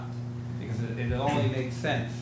Wharf, fishermen, you know. It's And probably do we the have a same. right of way? I'm not aware of a right of way to that property at this point. But in order to be sure, I'd have to investigate further. Be Martell Lane to the south. I know of another situation like that. Oh, okay, does it go down to the What land you're No. talking about. Okay. So we declare it surplus, then we decide afterwards how we're gonna divest of it. And it may have to, who knows, it may have to go to public, It may. it may, so. Oh, okay. It may. It depends on, I have to do a little research. The first step is to do the surplus. Yeah. After that, we'll do the research. Yeah. Is that right? Yeah. It could go to public, huh? Yeah, we just can't. Because we're pick and denying- choose who we sell to. Well Right. said, yeah. No, you can't, but if there's no access and his land is the only access to it, it would be That's hard right. to sell to anybody else anyway. Yeah. And do we, you know, put it open to all public to buy it, right? It's Well, possible. depends. People can't get into it, onto Well, it, let's that's say. up to them, to Yeah. buy it or not, right? Yeah. Yeah, that's right. that's a great point. You know, because there is homeowners on both sides of this property. Yeah. That's what I mean, so That it may bucks be other wi- people. That may be willing to, Well, I thought I said you didn't about 20 people. No, That's next to it. Property online, that's. Well, there'd be somebody abutting on the northern side of the That's what I southern. mean. that's right. Yes. Oh, I get you, I thought it was over. Yeah. What I meant was that it didn't span multiple Yeah. properties. Yeah. Oh, I get you. Sorry, that I was probably me that. Yeah. said it wrong. Okay, any more discussion on for the surplus property request? Question. Oh, God, it's been a long day. All in favor? Aye. Right. Against, motion carried. YMCA additional funding request. So this request initially came to the town of Yarmouth, and there was a meeting that was supposed to occur amongst the 3 units to discuss, and that didn't happen. So we then received an email from Yvonne Smith, who is the CAO for this and other YMCA's, CEO? Okay. or CEO, or Chief Executive Officer. Gotcha. For an additional $5,000 this year. So we already approved 15. So their reasoning behind the additional request was that lottery fundraiser did not achieve budget and experienced significant shortfall last year. So of course, our increase from 15 to 20 is probably the smallest, because the other municipal units are being asked to increase their funding as well. I have no information around whether or not they did increase their funding.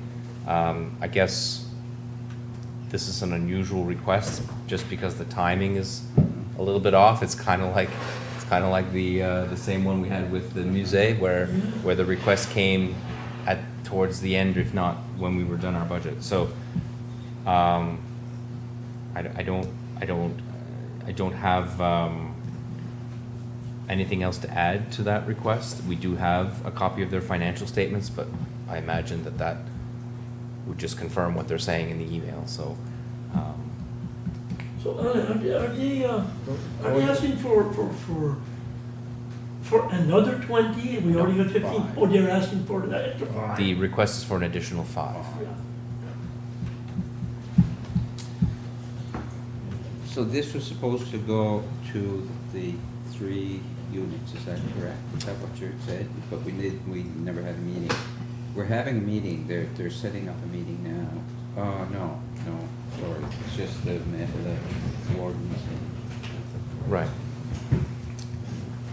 Well, I think we've given Councillor enough money myself. Yeah. I think 15,000 is plenty. We're past our budget, and, you know, I know the YMCA is the YMCA. They're not in our district, they help a lot of the kids or the people that go to the YMCA. But I think we've already approved 15,000. We went an extra 5. I understand that right from the 10 we usually give, is that what you? No, it had been 15 for at least 4 or 5 years, it had been 15,000. Yeah, so, yeah. I believe we're there anyhow, and you know, our budget is gone. I think, you know, they can make an application next year. That's my opinion. Councillor Burke. I agree with Guy. I mean, other people have requested for things and where we have to wait in our own municipality, and I think we have to do the same thing for them. If we want to increase, they'll have to wait till next budget. So do we have a motion to deny, or it's just, Make a motion to deny the request. I'll second it. any more discussion? Question? All in favor? Aye. Against? Nay. Motion carried. Would you like that recorded? Sure. Directional signage installation cost approval. That the one you want to leave, Yeah. I don't know if we have to leave. I can- It'll be part of yeah, the discussion. you're not getting anything out of this. No. No. No, this will be part of the discussion if you're not Right. comfortable. No, true. Let's hear something. Sure. Just kidding. Well, Just you. Just, If you just think don't. about it- You know what? If you think about it- I'll remove any doubt, I guess. Just don't, yeah. So this one shouldn't take long at all, actually. So what happened here, initially when we did our budget for signage,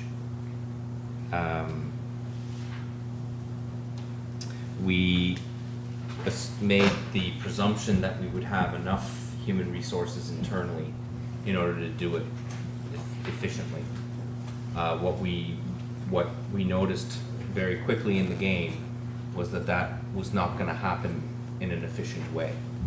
So we therefore looked at a couple of tenders to have a third party do the signage installation. We received 2 quotes for the signs, and I'm going to defer to Chris because he has a much better history on this. Did I put you on the spot? No. Okay, thank you. You're good. So as Alan mentioned, this, the intention of the community development officer in this program was that for the public works department to actually make the structures for the signs to go on and install the signs. So there's 12 units and there's approximately 30 signs or 35 signs. So you can imagine the type of work that's necessary to build each unit and install each sign, make changes to those signs if they're required throughout the year or for the upcoming years. So once they got into the conversation of actually doing the work, they realized that this is not an ideal time to start that process. It's tourism season, so they wanted to get the work done. So they recommended that it might be a better idea to see if it would be possible for a third party to install them. So what we have already done, which is what you approved last month, is the installation of the bases of these structures. So there was 2 options. There was the cement structures. Typical, you install wood on them and everything is fine for a couple of years until you know you have to start replacing structures because of rotting or something of that nature. Or there was the Post-Tech screw piles, which is what we did install, which are guaranteed for a longer time. They are much easier it's much easier to bring the property back to its original state, which is one of the requirements in the agreements with each of the property owners, that if we ever change, that if they ever wanted us to remove it, or if we ever change the location of the structures, that we could put back the property as is. It's just a simple sign. And they're also more durable.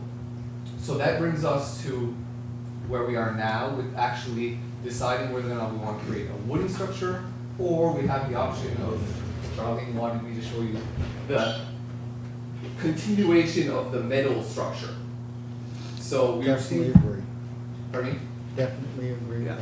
So there's the option of doing the wooden structure, which both of the prices came at generally the same amount. So the advantages of the post-tech continuation is, one, it's guaranteed for life. It installs very well in the bases that are already there. And two, the signs, the aluminum signs that we have been made, that we've done, are installed very quickly and are changed very easily on this type of structure. On a wooden structure, although the material might be a little cheaper, the labor is more extensive because you actually have to build the wooden structures. You actually have to take the time to put the aluminum signs. We've learned that when you put aluminum signs on wooden structures, the aluminum rots or corrodes the wood very quickly, so you have to install rubber sides to it. It's very technical. I'm probably not saying it correctly, but that's as much as I can say. And you more than likely have to replace it between 5 to 6 years, depending on the weather, depending on how wet it is. If it gets destroyed, it's much easier to get destroyed. So because of the cost was very similar, she's recommending that we go with this metal lifetime warranty structure. So that's, I guess, a long story of the background of where we are now and why this is brought. This is the last step to installing the signs. So the signs have been made. If not made, they've been definitely ordered and are on their way. All of the signs have been paid for by those who were interested.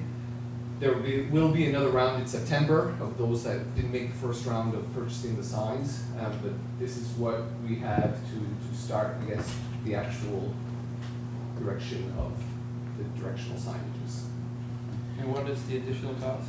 So the additional cost is $9,980 plus tax, which is, it's not, yeah, that is a very good question because it's not explicitly shown. No, that's what I'm That's what I'm looking at, yeah. So I will show you where it is. So if you look on the request for decision, on the third page is where her budget for the program is, which is very important to mention.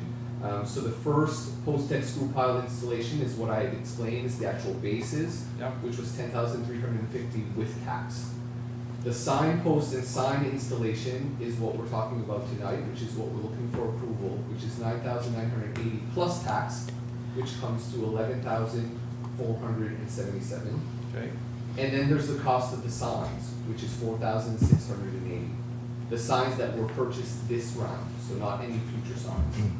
That brings you to a total of $26,507. So that's the upfront cost of the. Is that the original, or this is the one now? Is that the original request when we first voted on? The original Years request ago. last month was the first number, $10,350. Right.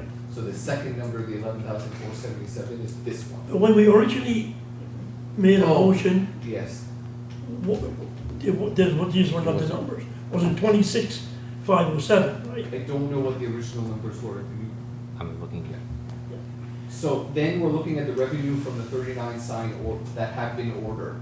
So this is the revenue of the cost of what we charge the actual businesses for the signs. It comes to $7,176, which leaves you a balance of $19,331. The following numbers is the 10-year period where all of those businesses are paying $60 per sign per year as a maintenance fee, which gives you right now $2,340 per year, which at the end of the 10 years, you will actually have a little bit of a revenue in terms of all of the charges, and it's $1,729. So this Depending on maintenance. right. I mean, if there was 10 units that went away in a hurricane, that would definitely affect that number. But based on what we expect to do in terms of maintenance and the charge that we're charging, it would end up breaking even per se. There will be a lot less maintenance in that installation than you probably won't have hardly any unless somebody actually destroys the signs. Right, it is much durable, and it is, the actual product is guaranteed for life. Yes. This portion of it, not the base that we just did with that portion. So if there were any outside damages, then we need to replace them. So, go ahead. I was just gonna say, I feel as though we've been into this for a while. They're now hearing about the signs and waiting for the signs, and to go with wood when you can go with galvanized steel, it's almost a no-brainer as far as, you know, your wooden structures, they are gonna rot, they're gonna fall over, they're gonna get blown over. These posts are very strong, they're not gonna get blown over, nothing like that, they're not gonna rot. And it's got a life expectancy, I believe, of about 50 years, so we won't have to worry about making another motion for these signs. So I'd be willing to make the motion, and that we spend the additional money. And that I know it's not what we thought at first, but at the same time, you know, what do we do now? We have a bunch of signs that have to go up, And we have the bases in the ground, and we have the bases in the ground. really. I'll second that motion. Any more discussion? Councillor Sir? I'm a little disturbed on the whole thing here, where we came up and, this project was put together and, brought to us, and, I don't have the numbers right in front of me, telling you what the cost was. And now the first thing midway in the project, we're stuck, and we have to go and look because there's nobody to build the sign, which would have been free labor and that. I find that, I'm quite disgusted that, you know, we couldn't stick to our budget. That's not even a question of what you're talking about the sign. I agree 100%. I'm disgusted that we shouldn't be coming back to this with another price. That's what bothers me the worst. And, you know, that's my concern, you know. And I agree that's the way to go, but this shouldn't have been looked at. Why isn't there anybody staff doing it? That should have been investigated. Wait till the time that they were not busy to do it. That's my concern. If the bid is next to the same price, then I'm wrong. But, you know, then I'm wrong. But according to this, we seem to be going more money, and that's my biggest concern. That's it. Any more discussion? Councillor Dion?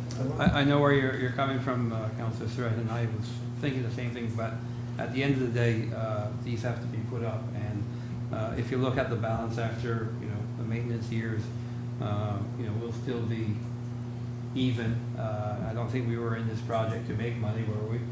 You know, so, you know, as far as I'm concerned, we should go forward. Just another question about, we're talking about signs getting destroyed. They could, you know, be hit by a car or snowplow or God knows what. So who, do we bear the liability, the municipality? So the owner of the sign basically is kind of renting the sign from us? That how is the contract? That's correct. Yeah, okay. Yeah. Yeah. Any more discussion on the motion? With Councillor Dickon? And I agree 100% with Councillor Surratt, what you said there, sir. But I just feel as though we have to make a decision. We can't stop it in midstream, especially when you have people, you know, wanting to get their names up on these signs and stuff like that. So, yes, it is definitely is costing us more than what we thought. And next time we should, you know, make sure before we make the statement that our staff can do it, that we know for sure that they can do it. Yeah. And the only other thing I'd like to ask is where these signs are being put, are they off the path as far as having to worry about snow plows hitting them? Oh, yeah. Okay, yeah, I don't know, I was just asking. Yeah. Yeah, so. Any more discussion on the motion? So the question on the budget, I just want to make sure everybody understands. The budget was originally a net amount of $7,000, and so it looks like that was only for the current year. Some of the budget was in the prior year as well, but not a lot. maybe $1,000 or $2,000. So we might have been at 9 where we approved, and with this decision, we'll be at 19. So you are spending approximately $10,000 more than was initially Right. thought out. Just so that you're aware of the numbers, and I understand that an error was made, and I, you know, as responsible administrators, we have to bring it to your attention, and you have to make a decision. I mean, you do have the decision to delay the project, which would mean that is entirely up to you as well. You can delay the project until another layer of budget comes in. It will be the same number, but at least you'll have budgeted that number. We have the ability to find that extra $10,000 if we have to for this project? I would take it from the operating reserve, which would have been prior year surpluses, if we need it to come from there. Hopefully, we will find the money within our regular operations. Thank you. And I agree with you 100%, Councillor Surratt, but I just feel as though we can't stop it at this point in time. It's, you know, these. All those in favor? Aye. Aye. Against? Motion carried. Okay, letter of support, completion of 101, so that's one that's not gonna cost us any money. A stamp. Somebody move that quick. So move. Second. All in favor? Aye. Against? Motion carried. The next one is the fire pond assessment report. For your information, has anybody got anything to discuss on that? I would have just a word, if I could. This is a great report. I want to tell you one thing, I've been waiting and not asking too much, but this is an excellent report. I thank whoever put that together. That's great. Mr. Frotton is fully responsible. Thank you very for much. the That's a great preparation. It'd be great for reference in the future. Sorry, Chris, about it. You want to speak on it, Chris? I would, very briefly, because I realize we're getting late. This is the report that, yes, you have been waiting for a very long time. I apologize, we started this last summer. We wanted to make it as detailed and as accurate as possible. The steps that we outlined or followed through the process are there. There are 36 fire ponds in total. The assessment showed 8 that they're suggesting through the fire chiefs of being decommissioned. 15 of them need safety improvements, and a general number is there. I want to let you know that the property owners that the fire ponds are on have not yet been contacted. So if you do receive phone calls or emails about this, I can understand where they're coming from. I've already received a couple. You can either talk to me about it or send them directly to me, because that's the actual next step of the process. I encourage you to read the report, at least the first few pages, to get a sense of what is required and what they're suggesting, what the fire chiefs are suggesting, and maybe at a future meeting, we can bring it back up to make a decision on how we would like to proceed. No, it's definitely. Yeah. It's just too much to Yeah, take all in tonight. Well done. It's well put together, you know, great job. And I voiced my concerns on these before, along as Councillor Surratt. I feel as though we have to do this sooner than later, because the last thing I see, there's a lot of safety concerns around some of these ponds, and the last thing we ever want to do is have something bad happen. Absolutely. Okay, bylaw enforcement. Can I have a question? Sure. Okay, I'm looking at some of these. They're all identified as fire ponds? Because, so if I have a pond on my property that's close to the road, but it's not very deep, is it classed as a fire pond if it's my pond? Yeah. I'm just looking at one. The quick answer would be no. But the background is that they've all been determined fire ponds. They've been from used. Decades and decades of agreements, either between the Okay. chief at that time and the property owner at that time. Yeah. Okay. There's no formal agreements in Yeah. any of these. Yeah. The list that we took was from Alex's GIS data Okay. that he has. Okay. Yeah. So maybe it's just that there's one that I see that I always thought was just a skating pond that the property owner had made and that it wasn't very deep. Might just be a natural pond that exists. I don't know. The process began with the fire chiefs. Okay, telling and that's us fine. The ones that they had, Yes. that were listed, and the ones that were missing, either new or that we didn't know about, Okay. so. Good. We feel like we do have an pretty exact list.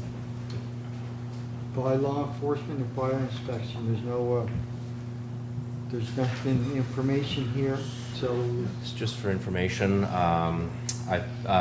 As part of the budget that you passed, there's two things that you had in that budget. One was a line item for fire inspection, and the other was an additional amount for dangerous and unsightly.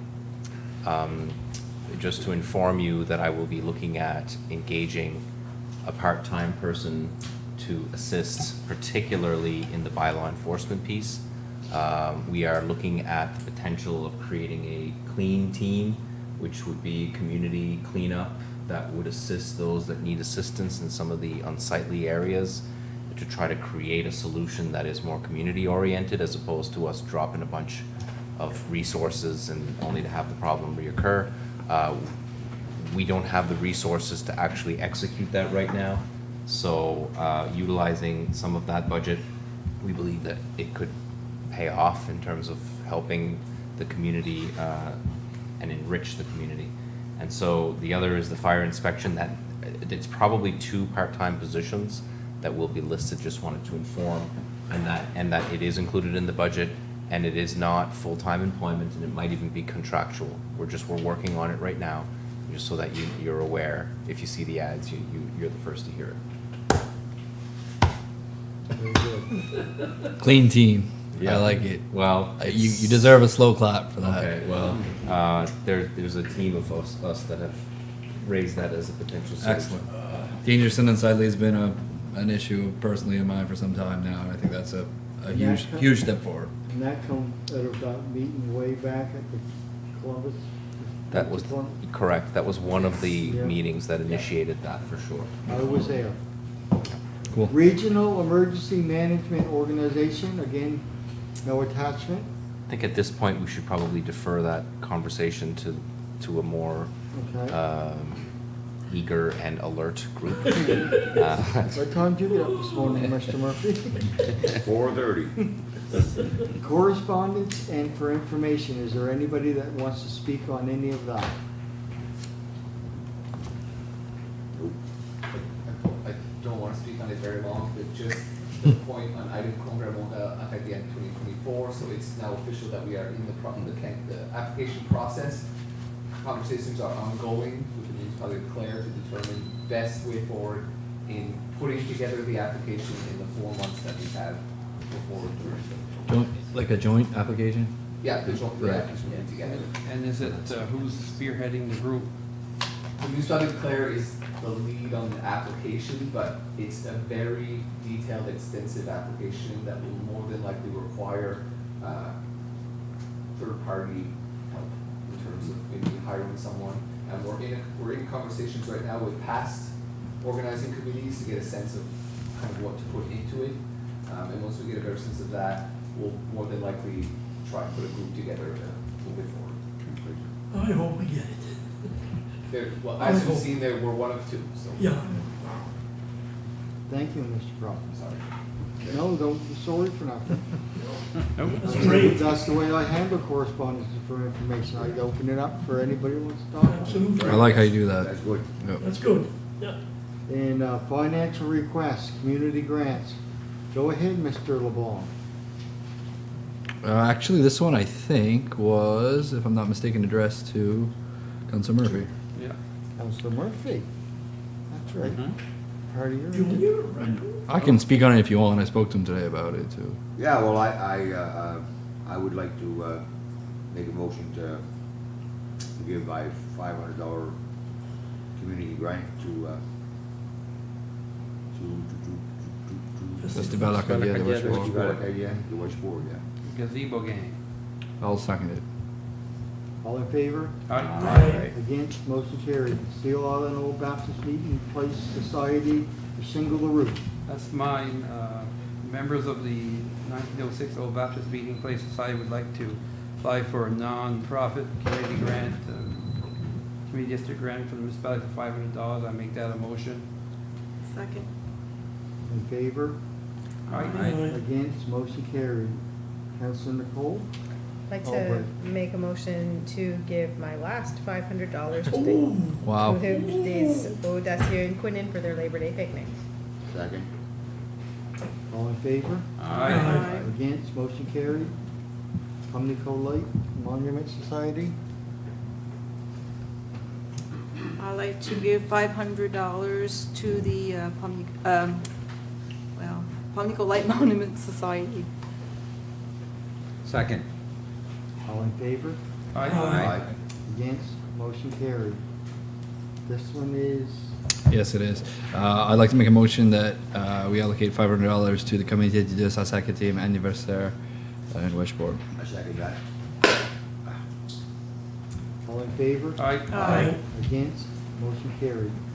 Agenda topics for the next meeting or notice of No, motion? there wasn't there, Excuse there was me. another one added. There's another Excuse one. me. Yeah, There was one one added. added. It's on the paper. Number 6. Yeah, the West Side Improvement Society Yeah. is asking for $500, and I'd like to make a motion that we give them Second that. $500. All in favor? Aye. Against? Motion carried. Now, agenda topics for the next meeting or notice of motion for councillors. Councillor Surratt. I'd like to make a notice of motion that, the staff look into the waste bylaw for the municipality of Argyle. There's this,